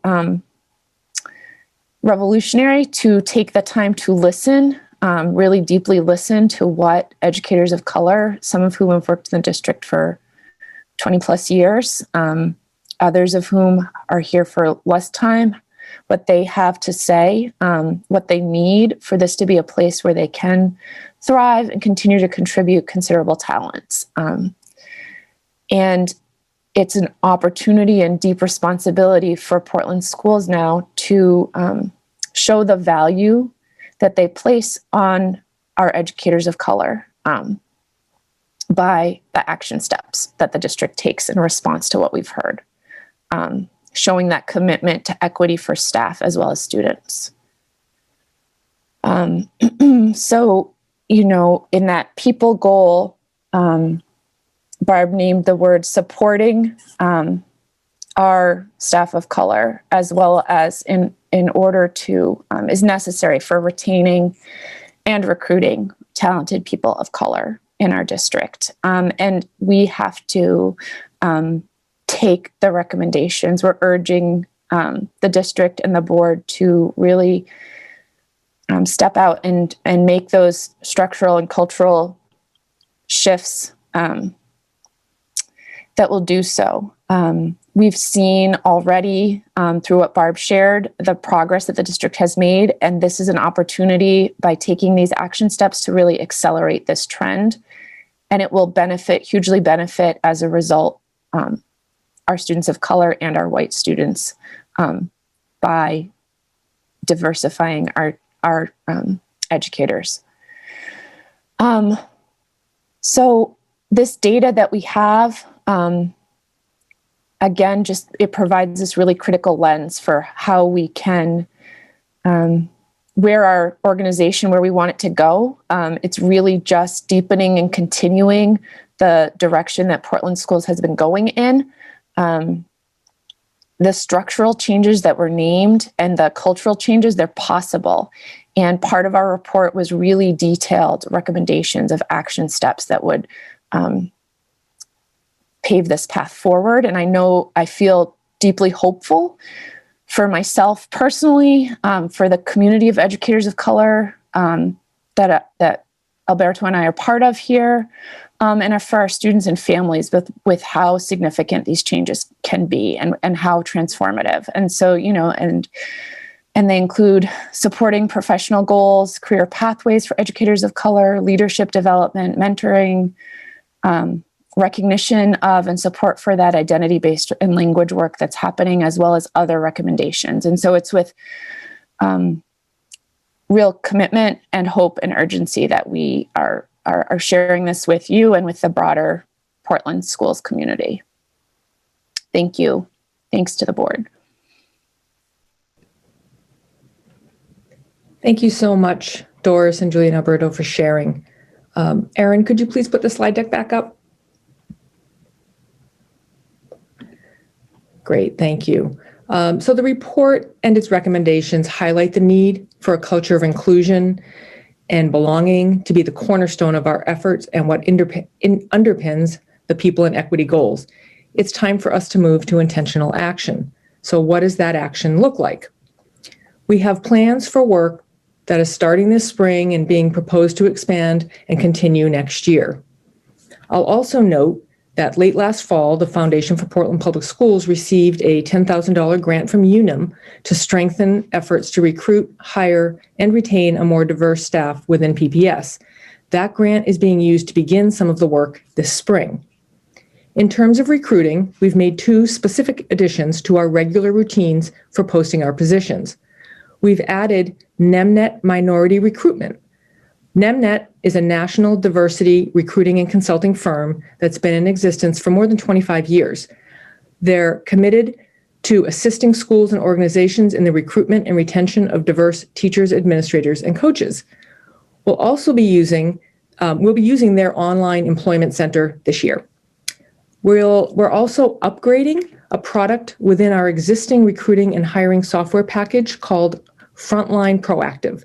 Proactive allows us to actively reach out and recruit candidates on the K-12 JobSpot site, which currently has more than 1.5 million users. This spring, we plan to engage BIPOC staff in our recruiting and engagement efforts, just as we started to do last spring. We plan to continue and expand this component next year.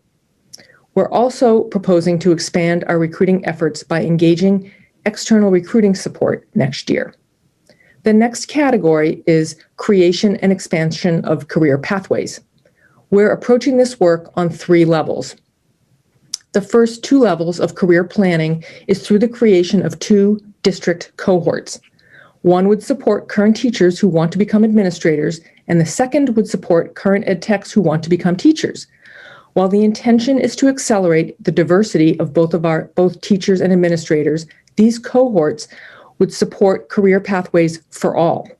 We're proposing to have the composition of these cohorts align with our district student demographics. Specifically, we plan to pilot the program next year by inviting 6 current educators and 10 current ed techs to join these cohorts.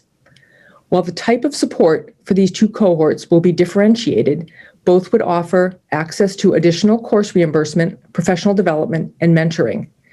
The third career pathway we're proposing to launch is a high school Grow Your Own program. We're in the process of signing a contract with Educators Rising. Educators Rising is a national organization that offers a number of programs, including a teacher training curriculum focused on developing the skills of young people who are interested in serving their communities through a career in public education. The Maine DOE is in the process of becoming a state affiliate of Educators Rising. Our plan is to begin a pilot of the program at Deering High School this spring with a more substantial launch in the fall. PATHS is also exploring this program as an expansion to their existing early childhood program. Educators Rising will provide an opportunity for students to learn more about the education profession and begin the process of gaining skills needed by learning and working alongside our teaching staff. Students will also have the opportunity to earn college credit at USM as part of this program. The final area that we're proposing to expand our impact for BIPOC staff is what we refer to as identity-based work. You just heard Julia talk about this. This includes both new and expanded roles in support of diversity and equity for our staff of color. First, we propose adding a dedicated staff member who will focus on growth and retention of BIPOC staff. This role would be involved in our recruiting efforts, work as part of our educator mentoring team, and would support the diverse needs of BIPOC staff, ranging from organizing affinity groups to helping navigate the certification process. We're also proposing to recognize and expand the role of our parent and community specialists, to remunerate our English language and language acquisition ed techs by providing additional pay and tools for the identity-based work that they do within and outside of the workday. And we're proposing to provide stipends to staff who lead affinity groups, provide support, and conduct other diversity-related programming. Next slide, please. This chart shows the 3 categories of work we're proposing to fund in fiscal 22. Regarding our external recruiting efforts, we're using the 2 new platforms that I just talked about and will attend 1 or 2 online job fairs this spring. We're also continuing to build our arsenal of recruiting materials. The cost of this work is funded by the UNUM grant and within the HR budget. We're proposing to increase the recruiting support work, including using the services of an outside recruiter for specific roles and setting aside funds for our BIPOC staff to assist with this recruiting and hiring effort. With regard to building an internal pipeline, of the 3 areas I mentioned, the Educators Rising program is the only one that is partially funded through the UNUM grant and the HR budget. Both the administrator pipeline and the teacher pipeline cohorts that I described will require additional funding, mainly to pay for additional coursework required for certification. The identity-based work that we're proposing includes adding a 1.0 FTE for the BIPOC leadership development role, funds to cover the additional cost of the expanded full-year role for our parent community specialists, funds to cover the additional duties, additional time, and engagement tools for our EL, LA, ed techs, and funding to provide stipends for all staff who lead affinity groups and engage in other work that improves district culture and staff engagement. The Foundation for Portland Public Schools just submitted a grant to help fund the 1.0 FTE role that we're proposing. Absent grant funding, the total unfunded cost for this work next year is just under $450,000. While our proposed investments might seem like non-essentials, the reality is if we want different results than what we've had in the past, we need to take a different approach. We are competing for a broader pool of candidates, and many districts are seeking the same candidates that we are. If we want to attract candidates from outside of Maine, it's imperative that we share information about Portland Public Schools, who we are, what we offer and value, along with all that the city of Portland has to offer. But hiring diverse candidates is not enough. The importance of accelerating our diversity and inclusion work is supported by research that has been amplified by the Educators of Color report. We need to focus on how we create inclusive communities to ensure that we support and retain all of our valued staff. That is the end of my presentation. I would be happy to answer questions at this time.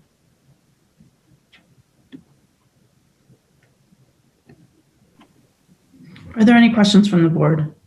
Ms. Bondo. Sorry to be the first one, but I could wait. I was just happy to jump on that. I just want to say thank you. Thank you because this is the time and we have to do it. And when I joined the public school a couple of years ago and be myself on the making happen as a volunteer because I had those skills, I knew all the time by the principle then the diversity of background, expertise, thinking among educators can just allow our students to thrive. It's not only just for the BIPOC students, but it's for all the students because they learn a different style of education. They're learning the different culture. So I think when we move into the Portland Promise, I think that's the right direction that we're going. And that's my comment. I just have 2 questions, Bob. And I really want to say thank you to the team who made this thing happen because this is amazing. Because we need to be able to expose, to recognize, and we have failed some of our staff. We need to recognize also that Portland is not exceptional. Then we is the same like all the states and all the districts around the countries. And then my first question is, when we have a great video and Grace has done amazing job with that and the team, how many are the out of states BIPOC teachers or staff we were able to attract so far? I don't have the answer for you, but I can certainly look and get it. Okay. All right. So when we talk about the adult education, are we still doing the education academy or are we planning to do that one in long term?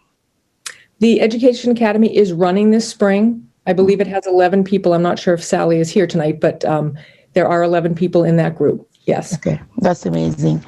And I heard something really been on me for years, that impenetrable wall then our BIPOC teachers and staff they've been facing.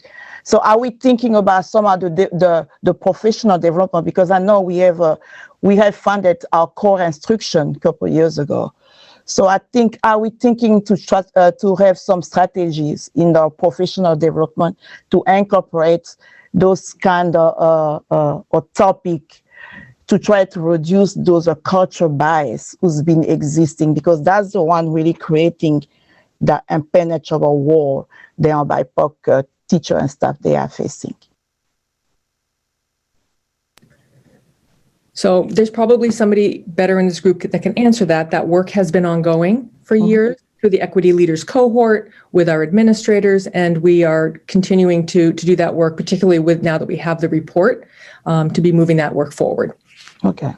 Yeah, and I saw what we have see on the budget, and I will definitely support that, because I think we have to move forward, and I think to make sure then we can go with the equity lens to give a value for all our educators, so we can have a different style of teaching and giving our student opportunity, because we have now to create those robust, innovative, and transformative reform.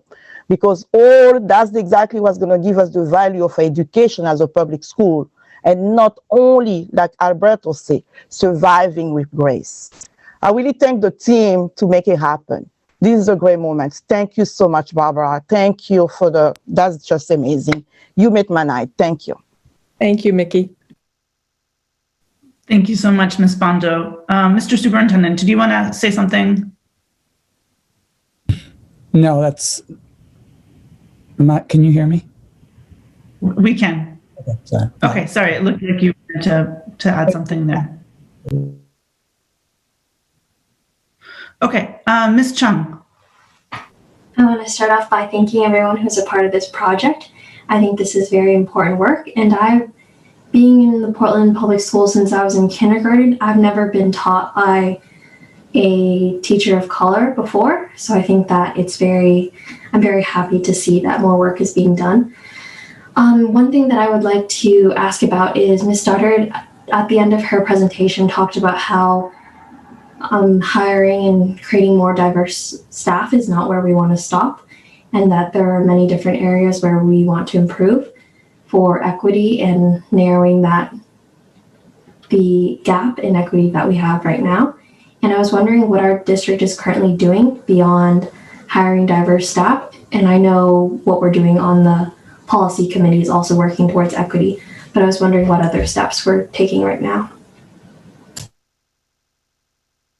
So let me go for it.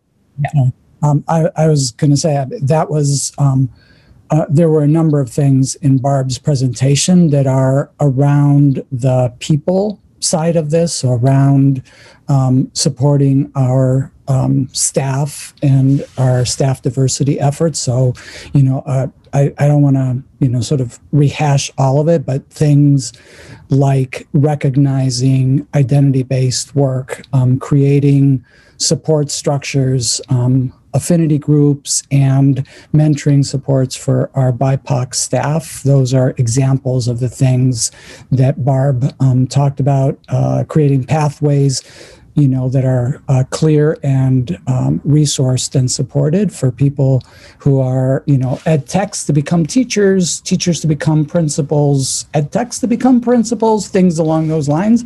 So all of those kinds of structures. Equity is at the center of everything that we've focused on as a district. So to your question, it's more than the what we've talked about today. If you sort of try to draw a through line between the three presentations that we've had over the last month with the board, our pre-kindergarten work is our equity work. Our Loud Plan work is our equity work. The curriculum work that we reviewed with the curriculum committee, as Malia likes to say, our math work is our equity work. All of the things that we're focused on as an organization comes back to how do we pay the educational debts that we owe and make our school system fair, equitable, and socially just school system. So that's what we try to do, and I hope that you see that in all of the things that we talk about. And that's where, some of the uncomfortable conversations that we've had around increasing in-person instruction, some of those trade-offs that are, difficult for us to reconcile. And I think that, all of our work is part of our equity work. And today was really about sort of highlighting the specifics around our people goal, but, that is central to everything that we do. I appreciate that clarification, and it is nice to hear from you how you're tying in all the work we've done, because that is kind of like me realizing that oh yeah, all these meetings that I've been sitting through, it's all talking about equity, and that's nice to know.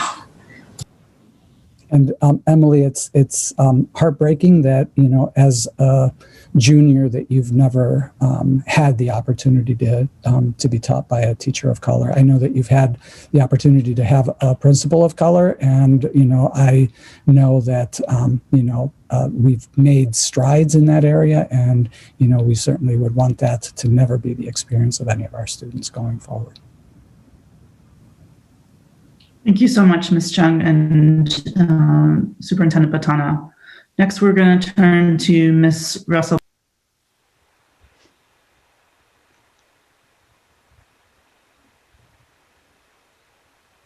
Or you're muted. Sorry, I thought I hit it. Thank you. Thank you, Madam Chair. I just first wanted to thank the team, Ms. Hazel and Mr. Morales and Ms. Santoro for their work, your labor of love here, but also just that, you sharing the experience of hearing these stories, I know is also very emotional for you, and a lot of emotional labor that I just want to acknowledge. And also just thanking the BIPOC staff for their vulnerability and sharing, especially when you shared some understandable reluctance with feeling years of, I'm thinking about students sharing with us too, feeling like we're saying these same things over and over and over for years and not seeing change. So to keep having some optimism that our district wants to make change, I just appreciate that, while also holding the experiences of staff and students that feel really frustrated over years of not seeing the change. So just wanted to put that out there. I guess I just had a couple questions, and I loved what you were able to share, Barb, about some of the steps and the positions was helpful, but I think I'm trying to just wrap my head around some of the more cultural changes, right? That just the themes that came up that were so much about the change and that idea of really having to push against that being from away idea. And I was remembering the ed tech sharing about the lack of respect from educators, like classroom teachers. And, that seems like that's part of our goal as a district, is wanting to, ed techs that want to be classroom teachers. How do we encourage that? But just that culture of I felt like that was really a theme of not necessarily ed techs feeling that they were seen as professionals, and with the multiple skill. I guess that, and what was the one other piece? I was just thinking about, changing of hiring committees, like how, is that a piece that's part of this, and kind of looking at, who are on the hiring committees. And also just the other thing that popped in my head was about the labor of, I know, and I've seen this from aides and ed labor, what a Mainer, ed tech is not expected to do. And I know that came up too. So I guess those feel like some more maybe nebulous culture changes. And I guess I'm just putting out there that they need to change, and they seem difficult to me to put fingers on. So I don't know I guess my question is just those kind of pieces. I don't know if any of those positions, Barb, or other ideas about how that work gets done can be put in some concrete terms to help me operationalize. Certainly, the one thing I'll do is share the equity hiring toolkit with you. You'll be able to see in there the work that we have done with our hiring committees, and to make them more equity focused, including the members of the committees, the questions they're asking to really mitigate bias and move people in that direction. I would say that the role we're envisioning would help to lift up the work across the district of BIPOC staff. And, you know, us just recognizing that work and paying people for it is the first step in the process. You know, there are multiple layers to that work. And I think from what I've read, the most recent studies around DEI and this kind of work is really about listening, like deep listening and getting people to reflect. And that is the first piece that really makes a difference in inclusion and belonging.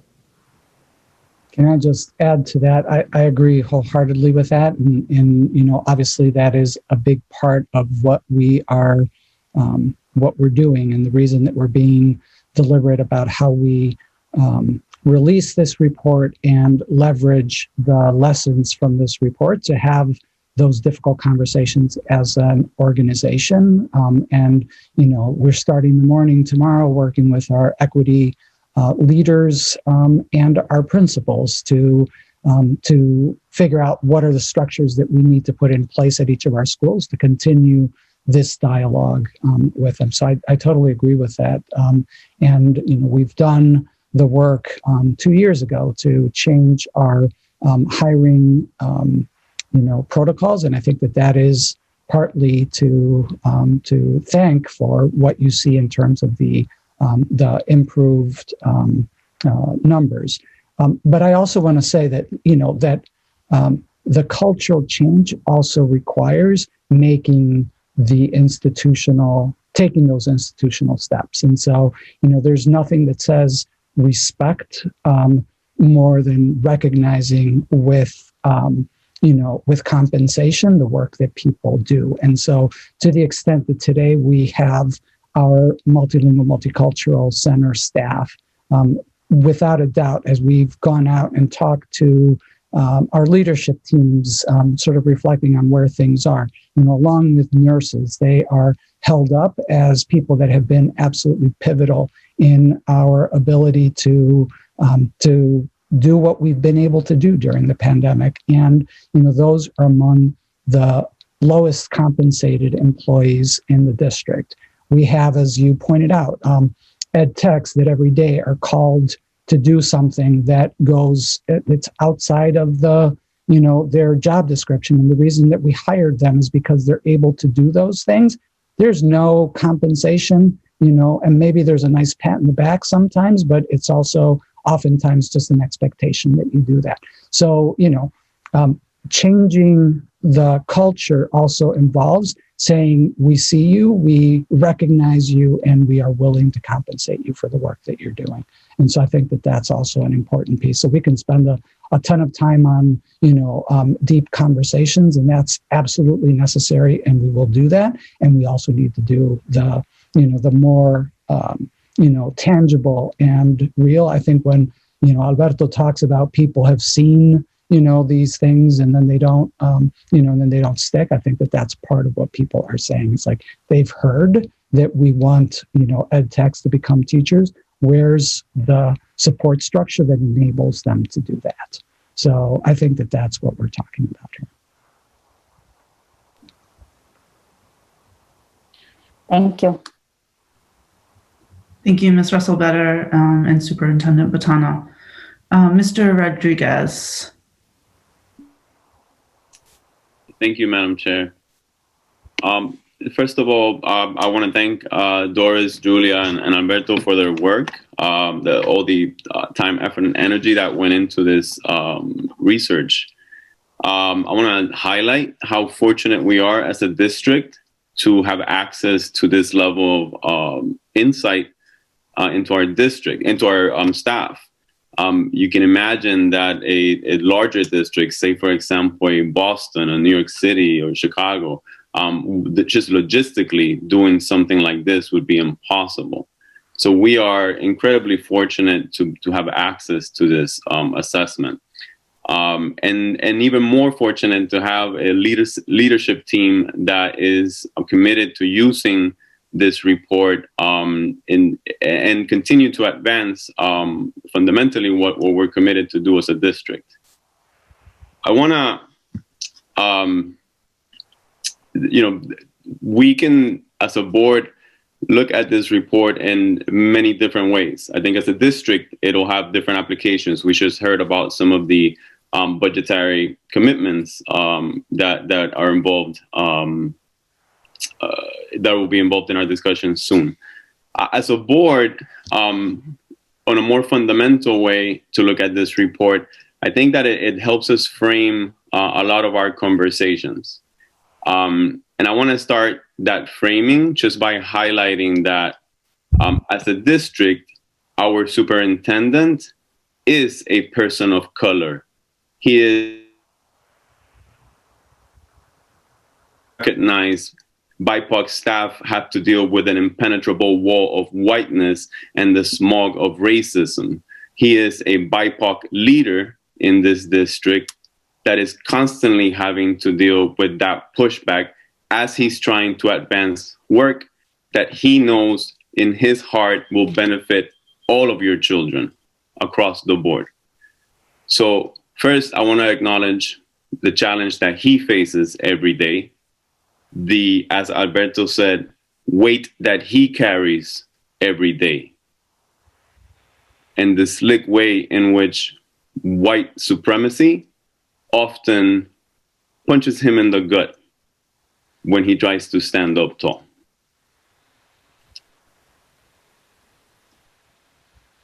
The last thing that I wanted to talk about was we can talk and we can make a lot of moves to place our BIPOC staff members into positions of leadership.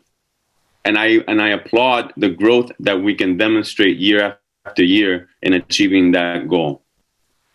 I think equally important, especially when we talk about working conditions, the day-to-day realities, equally important is that we see BIPOC staff in leadership position inside of our unions. I have, as a board member, have the privilege to serve as the representative in the bargaining team with every union included in this district. The PEA, the administrators, the ed techs, the base contract. I can tell you that in those bargaining rooms, the people sitting on my side of the table are way more diverse than the people sitting on that side of the table. I don't know that that's purposeful, but I know that that's a problem. So I want to ask, what can we do as a district to facilitate, encourage, and model placing people or BIPOC staff into leadership positions, not just as a way of tokenism, but as a way to really move transformative work in our district?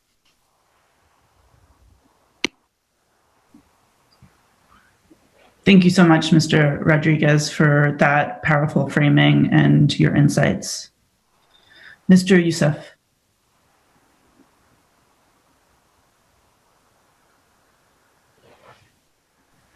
Can you hear me? Yes.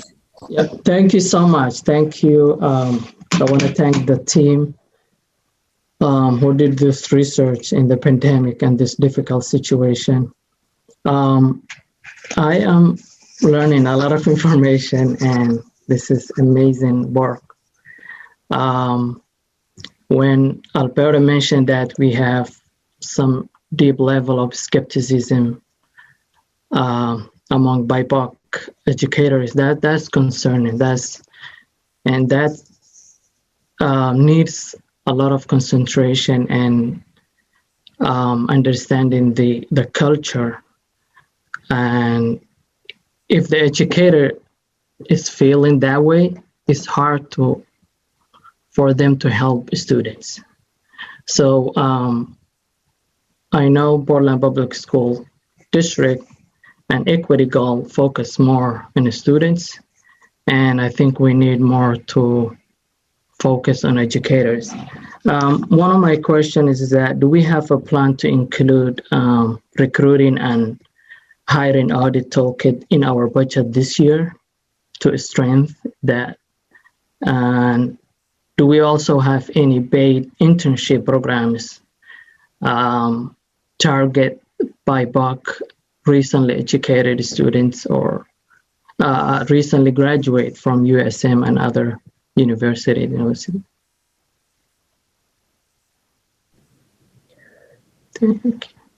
So we do have money this year to do some external recruiting. I have some of that money that we will be using. It's not at the level that we would like, but there is some funding for that, and we will be using some new platforms, which I think will really help us. Specifically to the internships, we're talking about whether we'll run Teach Portland this summer, which is essentially what you're talking about, and that program is open to high school students, college students, and adults in the community. So as part of our conversation about what we're doing this summer, that will be included with that work. Okay.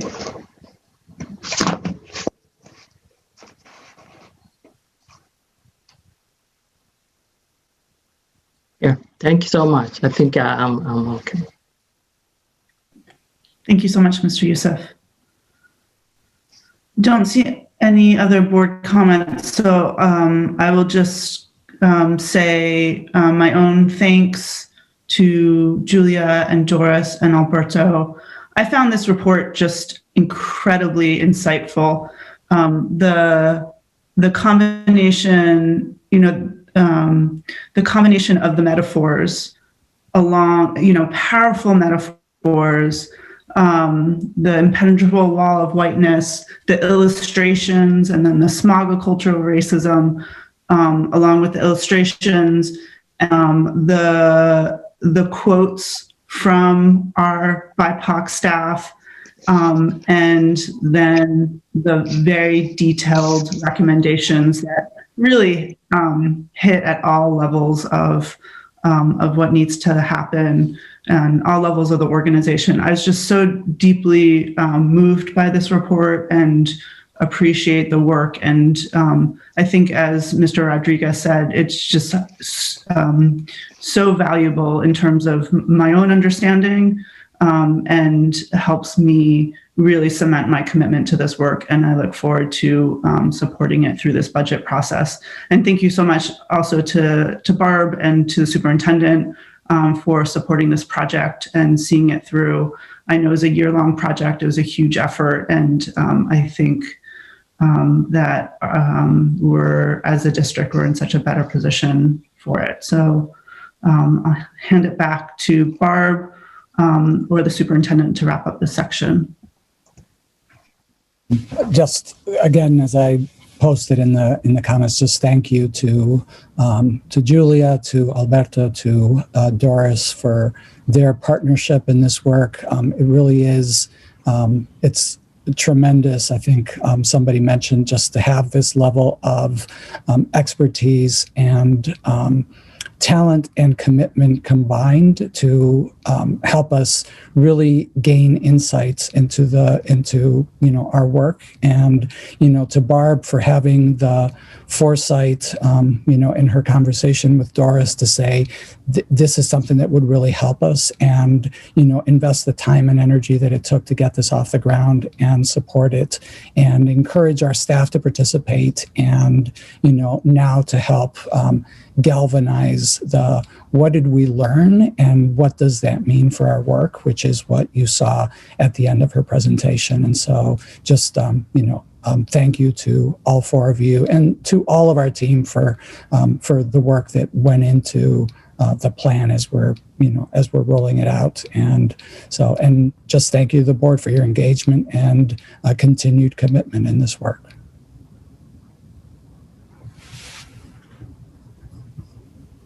Thank you so much. Okay, with that, we are going to move on to old business. We have quite a lot of old business, so we're going to start with consideration and action to approve the school year 2021-2022 calendar. Is there a motion? Mr. Rodriguez, seconded by Mr. Youssef. Mr. Superintendent, would you speak to the motion?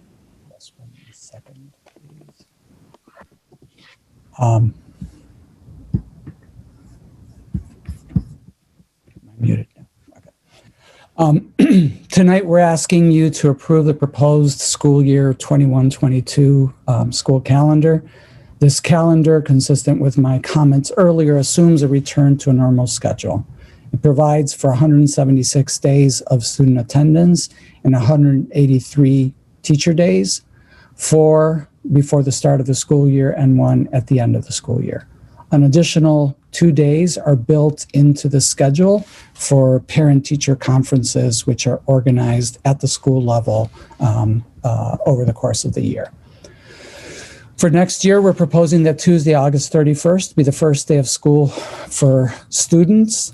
The last day is projected to be June 8th, assuming that there are no snow days to make up. A couple of changes that I would like to highlight over the traditional calendar.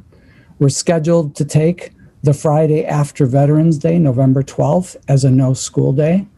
We're also scheduled to be in school on Friday, April 15th, which has traditionally been tied into the April break and often is also the Christian Good Friday holiday. As many of you know, we are required by the Maine DOE to have no more than 5 different days with other school districts that send students to the Portland Arts and Technology High School paths. So this calendar was developed to conform to that set of specifications. And both of those changes that I mentioned, the November 12th and April 15th date, would have added discrepant days to our calendar. So right now, we as a district are responsible for one such day, August 31st. Most other schools are starting on September 1st. And we felt strongly that we wanted to have a full week before the Jewish high holidays, which are right after Labor Day this year. By eliminating April 15th, we also eliminated a Christian-based holiday, which is consistent with our commitment to not advantaging students of one faith in our scheduling. As you know, we also have a religious holiday calendar that we published annually and guidelines for staff to follow that include allowing students to make up work when they miss a school day because of a religious holiday, not to schedule, advising staff not to schedule major school activities on those days. So on Yom Kippur, on Good Friday, or on Eid, when students may be observing. So that's a summary of our calendar for next year. And I would ask for any questions that you may have prior to hopefully approving the calendar. Thank you so much, Mr. Superintendent. Ms. Allen, do you have a question on the motion on the calendar?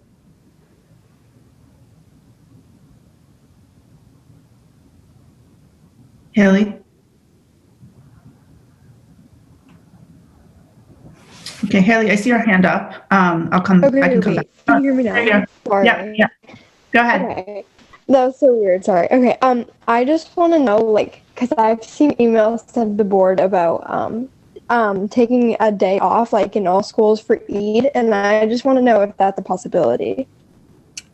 So as I mentioned, we are actually moving in the direction of not having religious holidays in our calendar. Eid is a particularly challenging day because it's not, it's sometimes unclear which of 2 days, or there's a range of days. So in deciding not to have Eid as a holiday, we weighed that. We talked to our community members who are members of the Muslim faith, and they concurred with us that it would be preferable not to do that. And so instead, consistent with our practice, we will make sure that we don't schedule major activities on the Eid holiday, and for any student that is out on those days, give them the opportunity to make up work and so on, in the same way that we do for students of the Jewish faith or students, Christian students, if they are out on Good Friday or something along those lines. Thank you so much, Ms. Allen. Ms. Thompson. Thank you.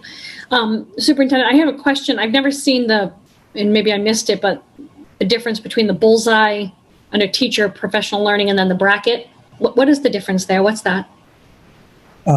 Above my pay grade. Grace, can you help us? Can you help us? I have to go and open the calendar. So I've never seen a little bullseye thing there before, and I was wondering what differentiates that from the bracket and what that's about. Is Grace with us? I think I can answer while Angela Grace joins. It just looks like the bullseye are professional learning days, whereas the brackets are Wednesdays. Yeah. That's exactly what it is. You're correct, Emily. Thank you for answering. And I see that those seem to be a little bit out of alignment, and I think that may be what's tripping up the clear interpretation. It looks like the bracket is next to the teacher professional day instead of the early release day. Right. I thought when they were one and the same. Okay. And the other question I have is, did we increase teacher professional learning days this year over last year? Are they the same number? Equal? Okay. I know there was a request to have those increase, but so they're the same as this year. Okay. Thank you very much. Ms. Bondo? Thank you, Ms. Thompson. Ms. Bondo? Oh, I'm sorry. My two questions have been answered already, so I'm all set. Thank you. Mm-hmm. Oh, perfect. Okay. And then, Ms. Allen, did you have another question? I see your hand still up.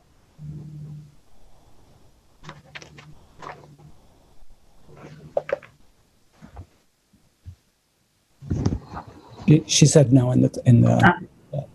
Thank you. Okay.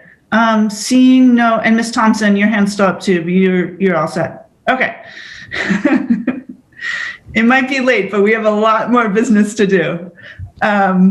Okay, seeing no other questions from the board, we're going to move to public comment. So this is public comment solely on our calendar. And I see one hand raised so far. I'm going to remind folks of the procedures for public comment, which is to use the raise your hand feature on Zoom, which can be found at the bottom of the Zoom window or next to your participant name.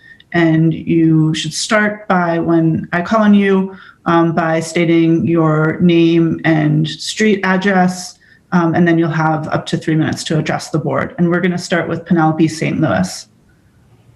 Penelope, you have 3 minutes. Thank you. Part of the problem that I've experienced tonight is that your screen is not on gallery view. So it's very hard for the public to see the reactions of any of the board members when public testimony is given.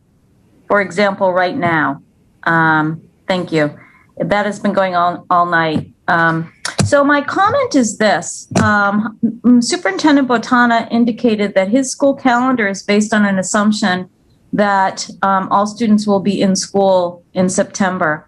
What is your plan now in the event that we are in a yellow designation in September or August 31st, if you will, to accommodate all classes, not just ninth graders? What plan do you have in place now based on that assumption? Thank you. Thank you, Ms. St. Louis. Okay, seeing no additional public comment, we're going to close public comment and move to board discussion. Is there board discussion? Ms. Thompson. Sorry, I was trying to get to the raise the hand function. So the superintendent, did we leave the standard hours blank because that's a discussion that we're having in operations about times? Okay, thank you. No, thank you. I was supposed to say that in my comments and I forgot. Mr. Superintendent, would you be willing to articulate that a little bit more? I'm not sure from Ms. Thompson's comment if that would be clear to the public.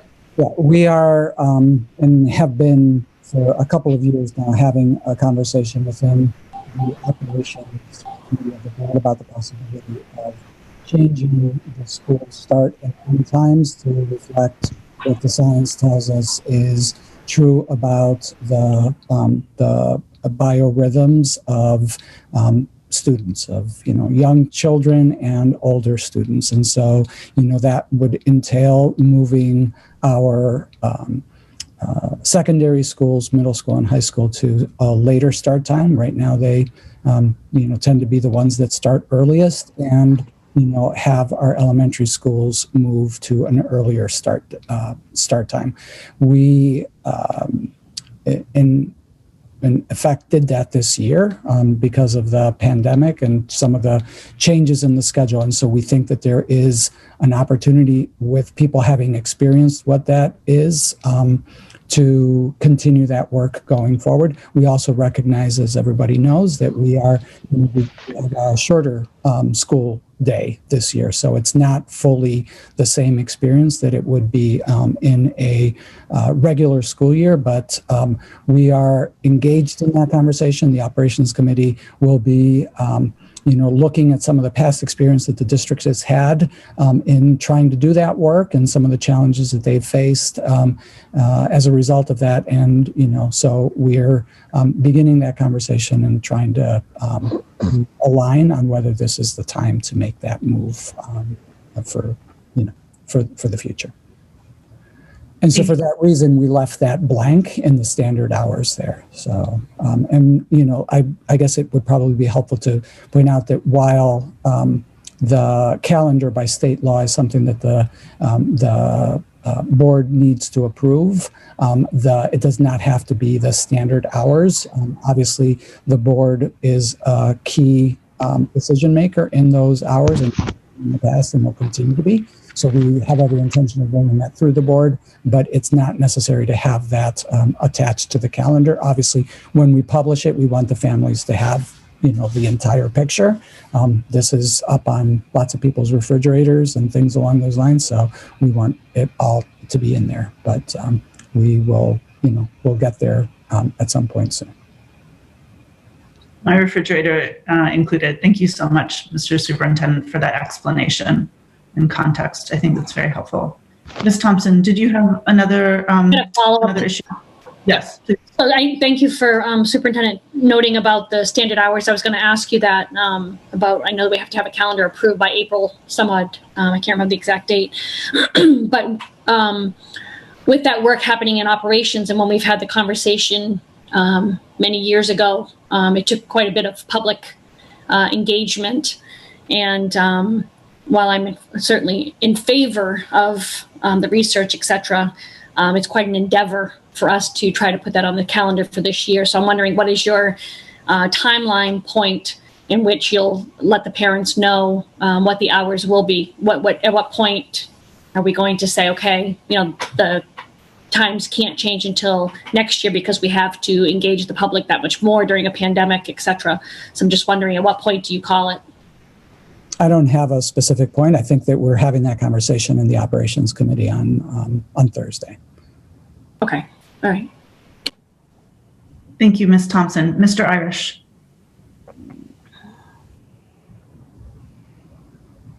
Asked and answered. Thank you. Excellent. Thank you. All right. Is there any other board discussion?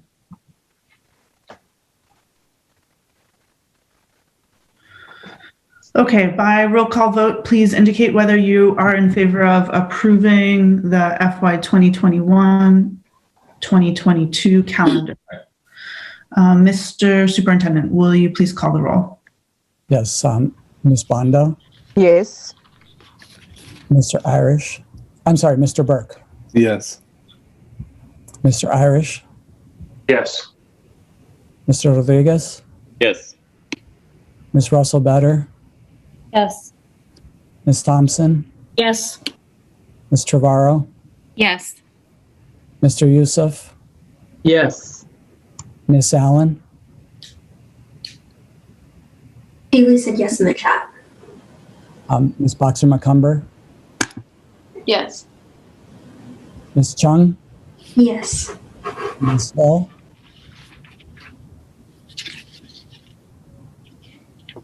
Ms. Yandala? Yes. And Chair Figdor? Yes. So the calendar passes unanimously with the students voting with the majority. Now we are on to consideration and action. Sorry, I'm just realizing that I am out of order, so please give me 1 second. There we go. Consideration and action of request to bid renovations at Longfellow Elementary School as part of the Buildings for Our Future referendum. Is there a motion? Ms. Thompson, seconded by Mr. Burke. Mr. Superintendent, will you speak to this motion? Well,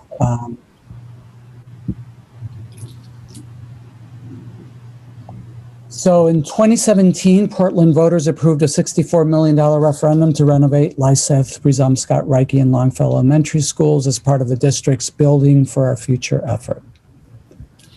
In the spring of 2018, the Board of Education developed a governance structure for the oversight of the BFOF projects, and under that governance agreement, the board retains its fiduciary and policy responsibility over the projects, but creates a structure for deeper understanding and collaboration that includes a district advisory building committee for all 4 projects and a school-specific building level advisory committee for each individual project.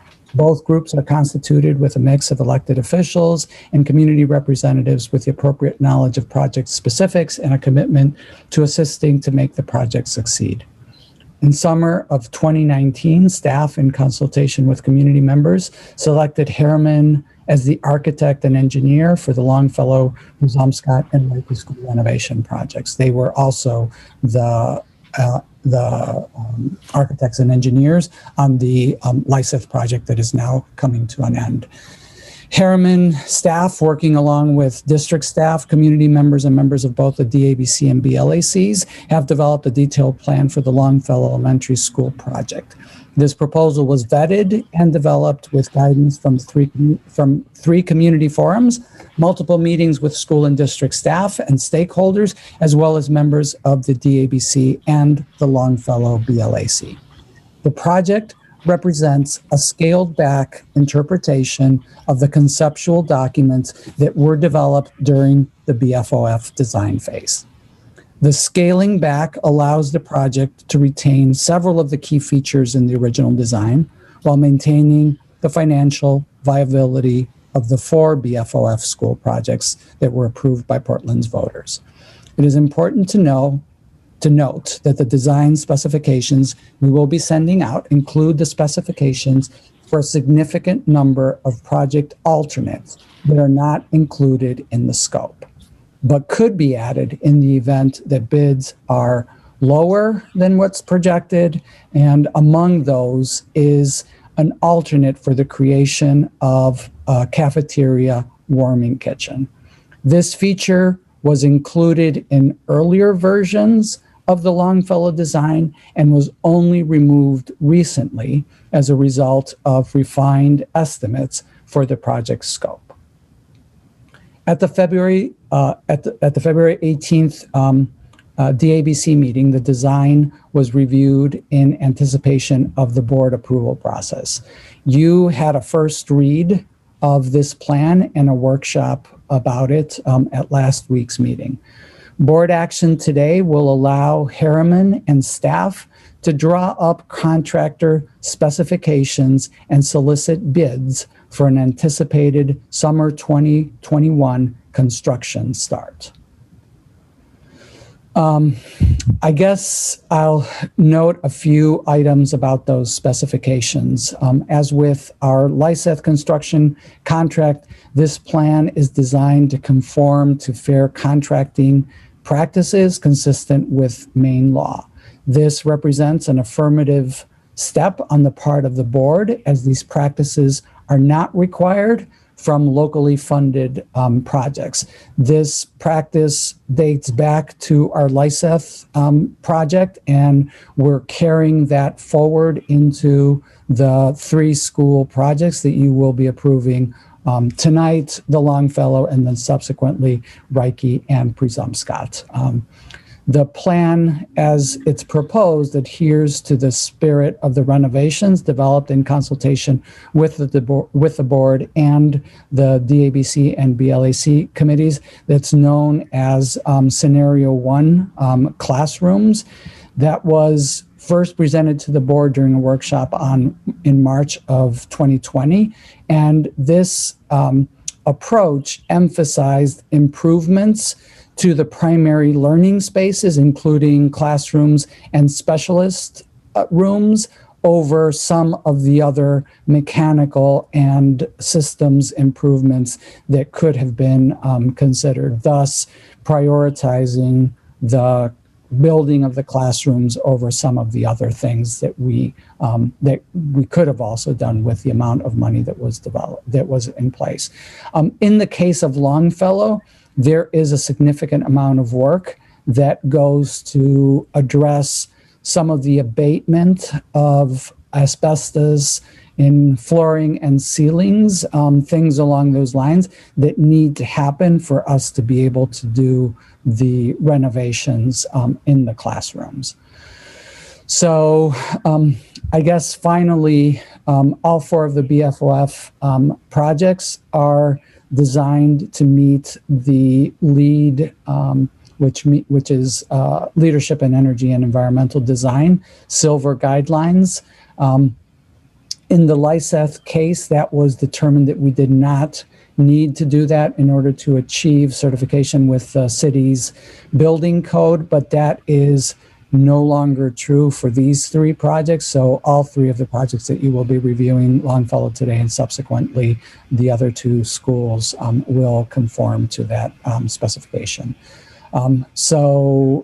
I do want to point out that the 3 school construction projects, so Longfellow today and the ones to follow, will solicit contractor bids separately from a list of pre-qualified general contractors that have demonstrated experience and capacity to perform the work. The pre-qualified contractors will be allowed to bid on one or all of the projects, and each of those will be reviewed on its merits as the lowest bid, the lowest qualified bid from among those pre-qualified candidates. As is noted in the memo, our goal is to put this bid out later this week, and so we need your approval to be able to proceed with that process. Thank you so much, Mr. Superintendent. Are there questions on the motion?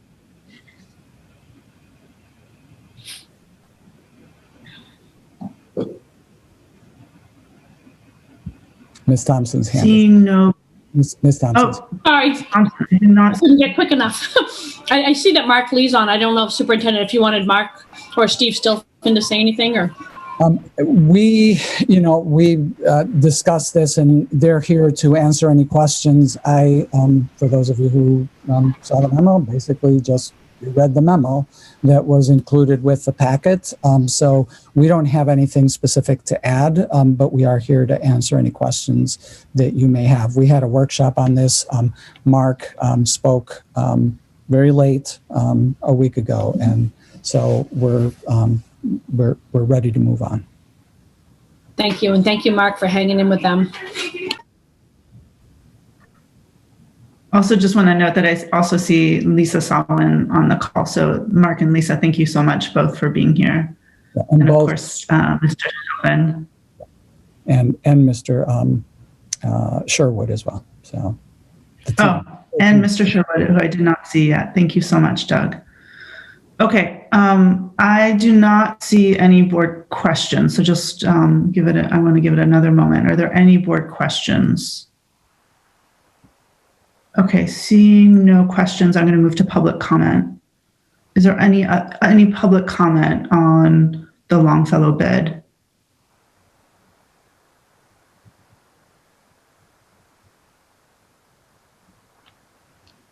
Okay, seeing no public comment, I'm going to close public comment and move to board discussion.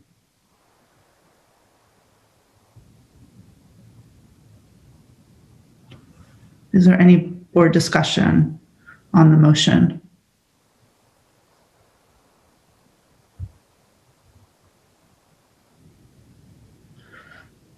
All right, if there isn't any board discussion, I'll just say myself that, this project has evolved as every project evolves over time. And we had many hurdles along the way that we were able to work through. And I think that's true with any project of this scale. And I am so optimistic about how this renovation will really transform the school building and what that will mean for education at Longfellow, for our students, for our staff. I want to thank Mark Lee and Lisa Salwin and Doug and Steve for so much work to get to this point. It's taken work throughout the pandemic, and I feel just so filled with gratitude that we could keep this work going, given everything else that we're doing, given that we're running a school district in the midst of a pandemic, and to get to this point where this project's going to go out to bid later this week. So thank you so much. I'm so optimistic about what this renovation will mean for students and staff in the community. And if there isn't more board discussion, we will take it to a vote. So by roll call vote, please indicate whether you are in favor of consideration and action to request to bid renovations at Longfellow Elementary School as part of the Buildings for Our Future referendum. Mr. Superintendent, will you call the roll?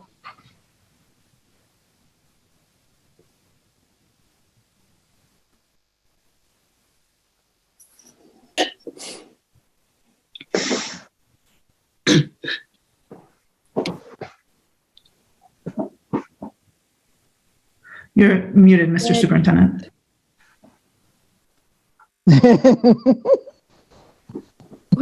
Bondo. Look at it.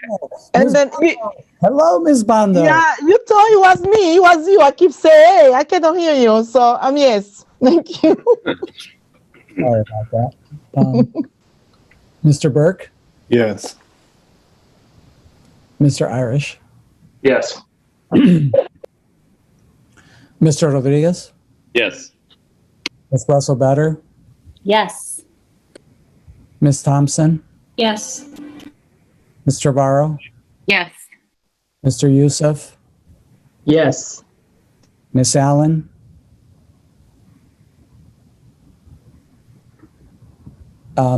Ms. Boxer-McCumber? Yes. Ms. Chung? Yes. Ms. Yangala? Yes. And Chair Figdor?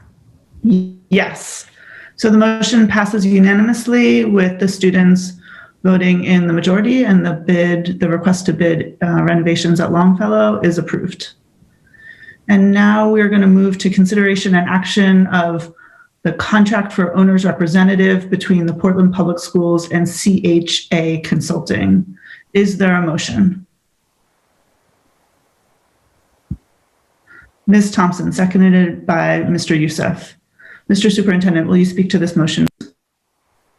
Yes, we're asking you to approve our owner's representative contract tonight. Our BFOF architects, contractors, and general contractors all have their important roles on this project, but there are many tasks that we as the owner also need to complete. These include, but are not limited to, things such as our fair wages audits, permitting, land survey, soil and geological information, etc. All agreements, contracts, and payments are also a part of that. Things such as our hazmat, relocation, IT integration management, security systems, decisions, furniture, fixtures, and equipment, punch list management, and more are all demanding aspects of running these projects. The owner's rep will be the district's point person on the projects. They will help to define each team member's role and responsibilities and work with the team members to make sure that no details are overlooked. The total project budget for the Longfellow, Reiki, and Bruzumscott projects is $48 million. So the cost of the owner's rep contract is consistent with the state-approved rates for this type of project and within the BFOF budget for the task. The contractor, which is CHA, was selected through a competitive bid process, and the contract was negotiated by staff in collaboration with our attorneys at Drummond Woodsum, consistent with city procurement requirements. This is a ratification, as the board, as elected officials, are barred from participating in the actual selection of the contractor. So we are asking for your approval of this. I want to point out, I think this was not mentioned in what I just read, that that CHA will actually be the owner's rep for all three of the projects. So where we're doing each of the projects separately for contractors, this is a single bid and a single owner's rep that will work on all three of the projects. Thank you, Mr. Superintendent. Are there questions from the board? Seeing no questions, I'm going to move to public comment. Is there a public comment specifically on the contract for the owner's representative? Seeing no public comment, I am going to close public comment and move to board discussion. Is there any board discussion?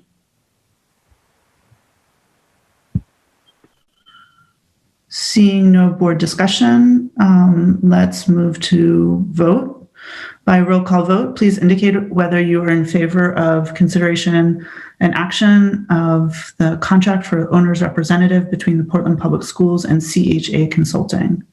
Mr. Superintendent, will you please call the roll? Yes, unmuted this time. Ms. Bondo? Yes. Mr. Burke? Yes. Mr. Irish? Yes. Mr. Rodriguez? Yes. Ms. Russell Better? Yes. Ms. Thompson? Yes. Ms. Tavarro? Yes. Mr. Youssef? Yes. Ms. Boxer-McCumber? Yes. Ms. Chung? Yes. Ms. Yangala? Yes. And Chair Figdor? Yes. The motion passes unanimously with the students voting with the majority, and the contract for owner's representatives for an owner's representative is approved. Next, we're moving to consideration and action of the contract for the commissioning agent for buildings for the buildings for our future renovations between Portland Public Schools and the Sparhawk Group. Is there a motion? Ms. Bondo, seconded by Ms. Russell Better. Mr. Superintendent, will you please speak to this motion? Am I muted? No, you're all good. Just going between the two screens and hoping to find the cursor is just more than I can handle. So many commercial construction projects built today include a process to ensure that newly installed building systems are correctly functioning at startup and set up to optimize their performance. This process is known as commissioning and most often encompasses heating, ventilation, and cooling, plumbing, lighting control systems, and the building enclosure. The city's required LEED certification, which I alluded to earlier, requires commissioning as one of the prerequisites. While the Lyseth School project did not comply with LEED, the building project was commissioned nonetheless. The Longfellow, Bruzumscott, and Reiki schools are being designed for LEED, and as such, we're required to have them commissioned.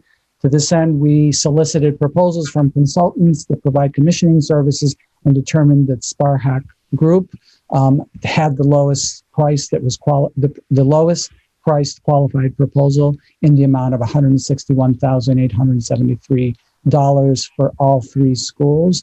The original project budgets developed for the BFOF bond in 2017 included fees of $205,000 to cover these costs, so we're within those within that budget. The most recent project budgets also include these funds for commissioning services. The contractor Sparhawk was selected through a competitive bid process, and the contract was negotiated by staff in collaboration with our attorneys at Drummond Woodsum, consistent with city procurement requirements of ratification, as the board as elected officials are barred from participating in the selection of a contractor. And a copy of Sparhawk's proposal is included in the board packet for your reference. Thank you, Mr. Superintendent. Are there questions on the motion?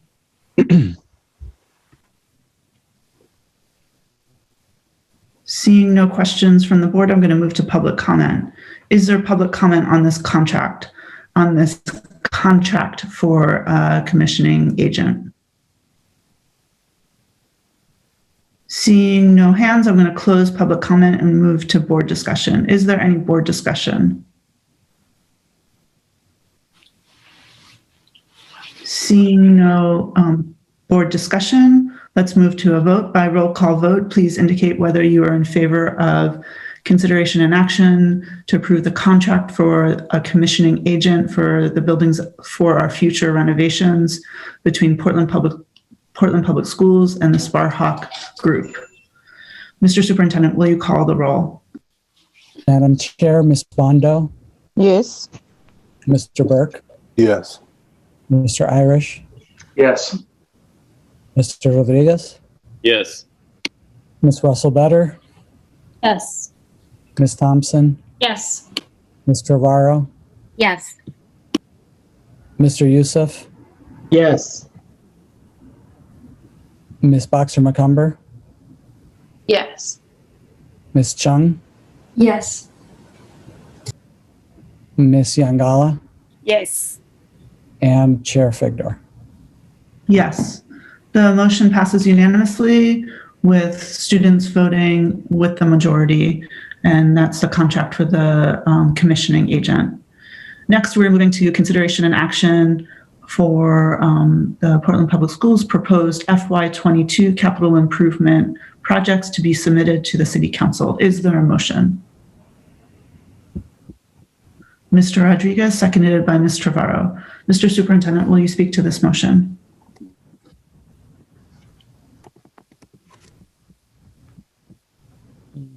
Yes, Madam Chair.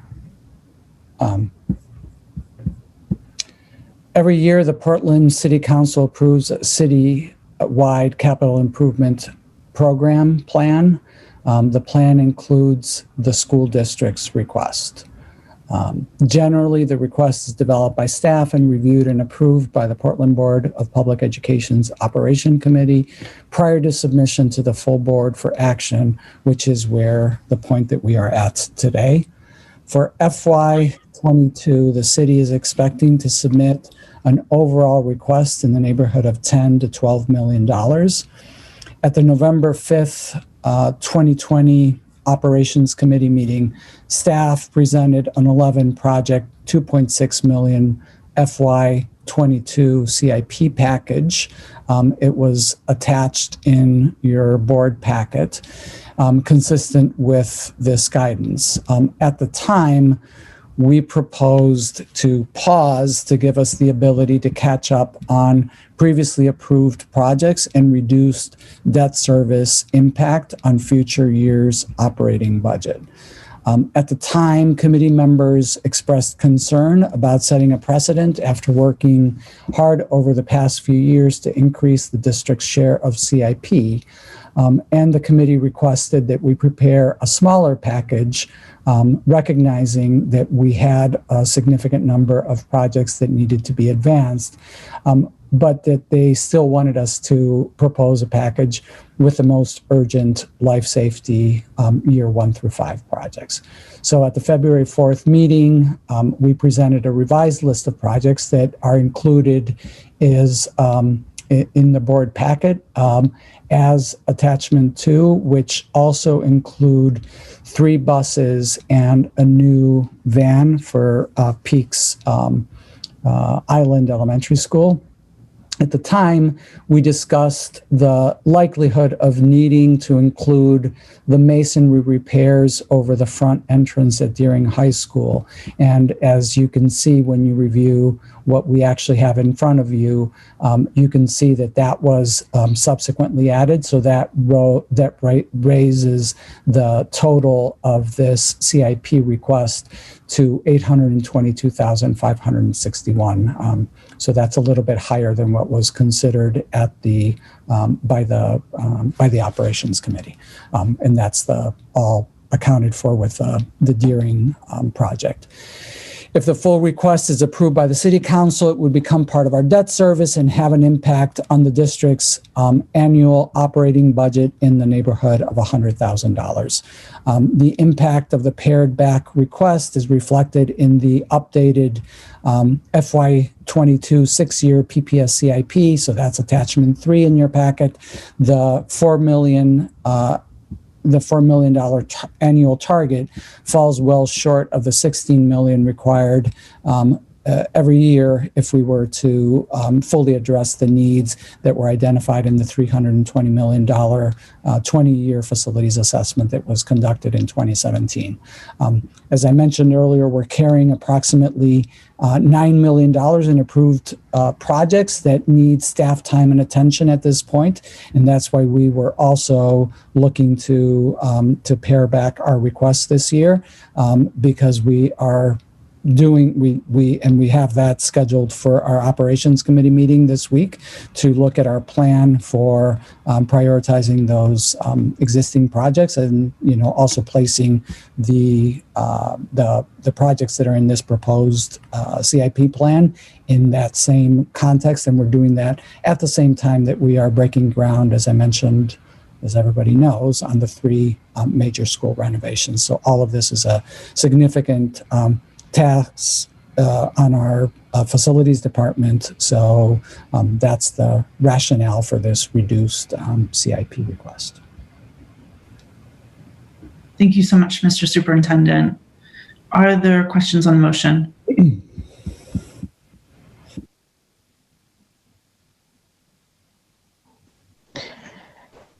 I have a question. Ms. Banda. Yeah, I just need to understand if this is the right time that I can ask those questions. When I look at I know a year back, then what we've been doing with our building is mostly maintaining our building, then renovating. So when I look at on the sheet that we were provide here, is that more replacement and renovation being deferred to most like a FY 23 or 24. So I just want to see what's going. So everything is not our priority right now. Then we see when I look at the final phase on the windows replacement for different high school. Just thinking about during the pandemic, we improve our ventilation. If those final phases need to be moved to different FY 23 instead to be a priority for 2022.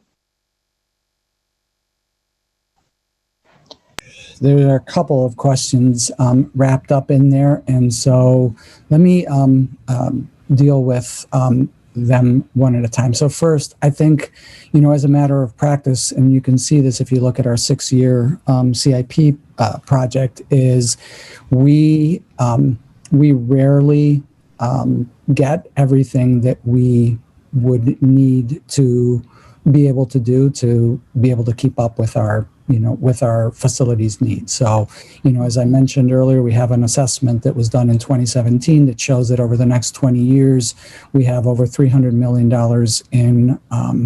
we expect to have $300 million in facilities upkeep needs. So just, the basic math on that would be somewhere in the neighborhood of $15 million a year. Over the last couple of years, we've had extremely favorable years in terms of, our CIP requests. I think last year's request was somewhere in the neighborhood of $4.5 million, which included, some additional state money that was coming in for state revolving loan.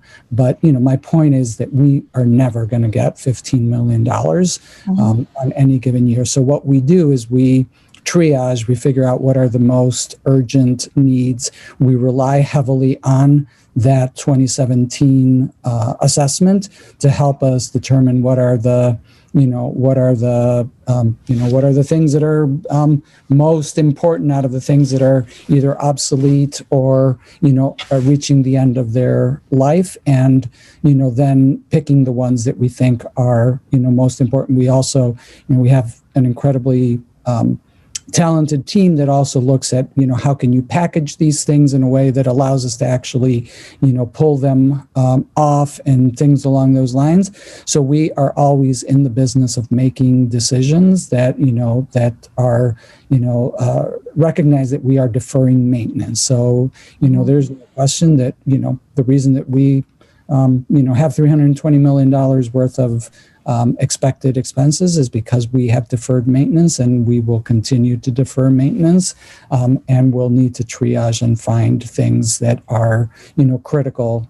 So I think that you can, when you look at the subsequent years, so everything that was in that 2.6 million that we had, identified as must do this year that we then decided to pull back on, those things are all rolling into next year. So next year's list now probably has, 15, I don't know because I don't have it in front of me right now, but, many millions of dollars worth of CIP requests. And next year, when we get into the same situation, we will pare that back to something that we know is consistent with what we can possibly, get and use appropriately. So I think that's, the answer to the first part of your question. The second part of your question is about the windows.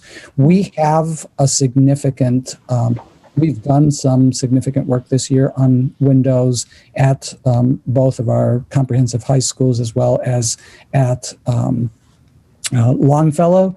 We also have, and again, because I don't have it in front of me, but I know Steve and Doug do, we have in our whatever backlogged, I guess, CIP, we have a couple of significant window projects. So can you help me, Steve, with what is, I know we reviewed the backlog plan today, and what is coming up for 21 and 22 on the window? For 20, thank you, Superintendent Board. For 22, as we reviewed this afternoon, we're taking the approach on a consolidated RFP to bring those funds that were funded CIP projects from the past into RFP process for hopefully a beginning installation in 2022. So that's how we're regathering these funded CIP projects to the forefront in RFP process through procurement and getting a contractor and actually initiating and starting and completing the work with a hopeful start.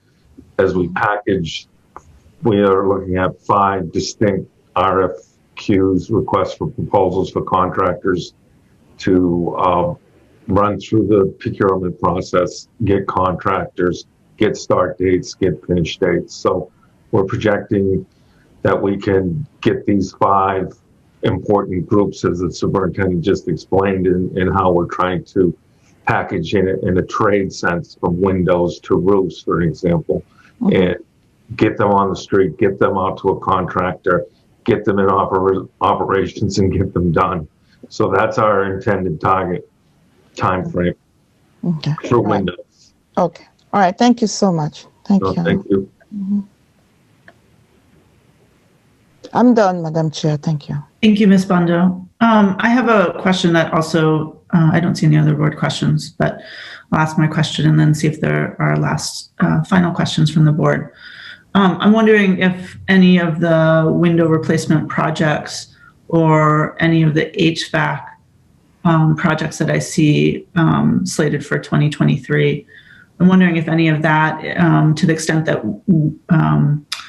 that there's additional COVID money coming in President Biden's COVID relief plan, if we might be able to use any of that money for these projects. Yeah, we discussed that this afternoon, so we don't have specifics, but those are some of the things that the money could be used for. And I fully recognize the amount of work that is on our operations team's plate and how much that can be a limitation, and I'm deeply appreciative to all that Steve and Doug and the full team are doing. Are there any other board questions? Okay, seeing no other board questions, I'm going to turn to public comment.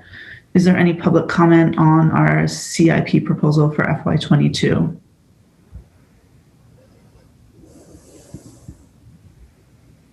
Seeing no public comment, I'm going to close public comment and move to board discussion. Is there any board discussion?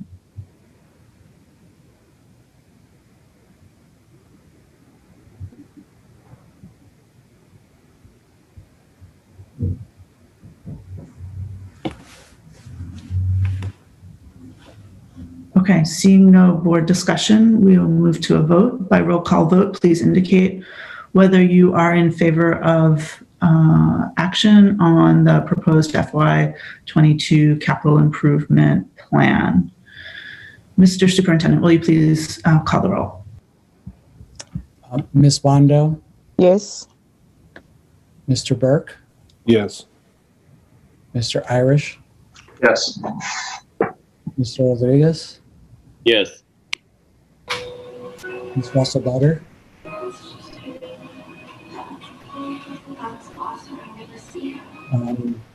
Ms. Thompson? Yes. Ms. Trevorrow? Yes. Mr. Youssef? Yes. Ms. Boxer-McCumber? Yes. Ms. Chung? Yes. Ms. Yangala? And Chair Figdor? Yes. So the motion passes unanimously with the students voting with the majority, and we have approved the FY 2022 CIP capital improvement plan. So with that, we are finished with old business and we're moving on to new business. And first we have consideration and action to approve a resolution requesting Governor Janet Mills and the Maine Centers for Disease Control Director, Dr. Nirav Shah, to prioritize school district personnel in the distribution of the COVID-19 vaccines. Is there a motion? Ms. Bondo, seconded by Ms. Thompson. Mr. Superintendent, will you please speak to this? Yes. Today we are asking you to act on a resolution urging the governor and Maine CDC to prioritize school personnel, particularly those folks who work directly with students in the state's vaccination program. I want to be clear that this is not asking the state to deprioritize elderly Mainers and those with underlying conditions that put them most at risk of severe illness and death. Simply asking that once we accomplish vaccinating these groups and frontline medical workers, that educators be given priority over other essential workers as part of the Phase 1B vaccination programs. Districts across the region have adopted or will be adopting similar resolutions. As you know, this resolution was scheduled to be considered at last week's board meeting. However, because of the length of that agenda, this item was moved to today's meeting. Since then, the governor and CDC have announced a new set of priorities for vaccination, specifically the announcement that the announcement has different age groups scheduled to receive vaccines each month, with individuals 60 or older scheduled for March, 50 or older for April, 40 or older for May, and so on. Additionally, the plan calls for setting up dedicated vaccine locations for educational personnel as part of that effort. While this is clearly helpful clarity, I still believe it's appropriate for us to advocate for school-based personnel receiving priority for the vaccines, regardless of age. Frontline personnel working in classrooms, especially those working with older students and students who have difficulties following masking procedures, need the vaccine as soon as possible. While not a precondition for bringing more students back in person, it is a vital layer of mitigation that will go a long way to keeping our students and staff healthy and safe. And so I ask for your approval. I also understand, but I've not been able to follow, that there was an additional announcement by President Biden this afternoon So I don't exactly, and I know it had to do with vaccines and teachers, but I don't know how that, the nature of it. So. Thank you, Mr. Superintendent. Are there questions on the motion? Seeing no questions from the board, I'm going to move to public comment.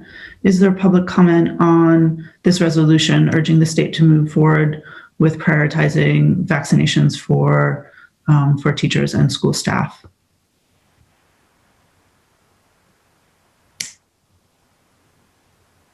Seeing no public comment, I'm going to close public comment and move to board discussion.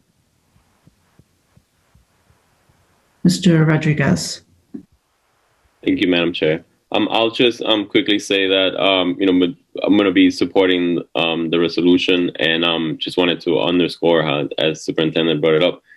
So today, President Biden did announce that he wanted to get a plan that gets teachers vaccinated by March.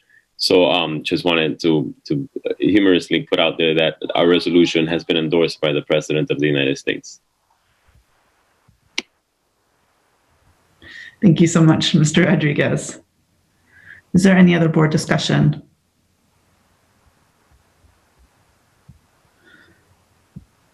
I will add a couple things. One, just I know after the state updated last week the plan and went with these age brackets, I heard from a lot of different educators in the district about how devalued they felt and how disappointed they were. And I fully understand and recognize why they feel that way. I want to bring to the board's attention an analysis in the last week or so in the New York Times, and this is prior to the approval of the Johnson & Johnson vaccine, which the board will know was immediately available when it was approved many doses were immediately available and shipped out and are being injected in arms right now.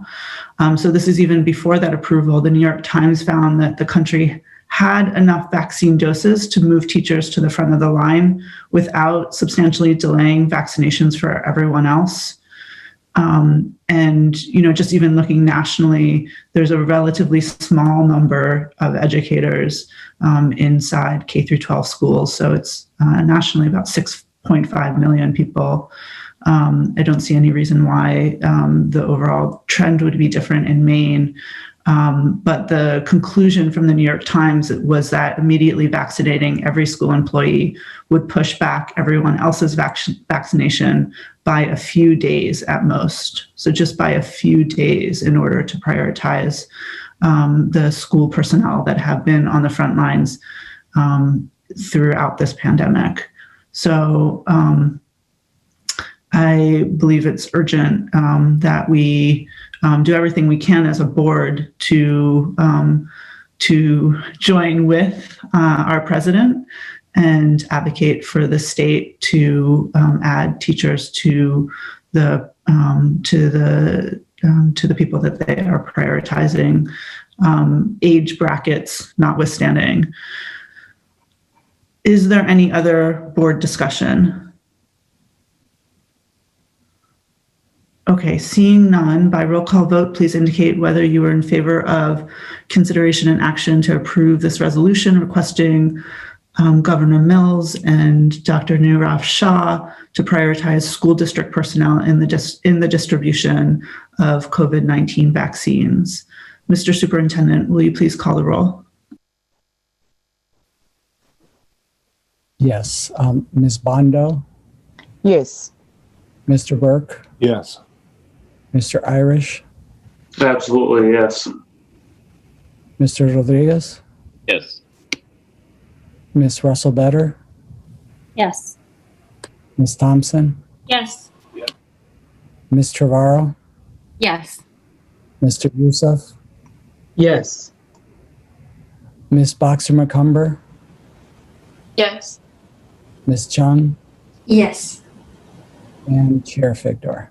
Yes. So the motion passes unanimously with the students voting with the majority and the resolution regarding vaccinations is approved. Now we move to a first read. It's a first read of the request to bid renovations at Reiki Community School as part of the Buildings for Our Future referendum. And as a reminder, there's no public comment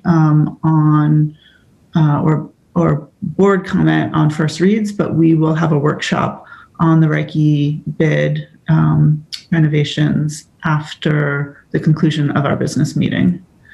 And we don't have any personnel items tonight, so that does conclude our business meeting.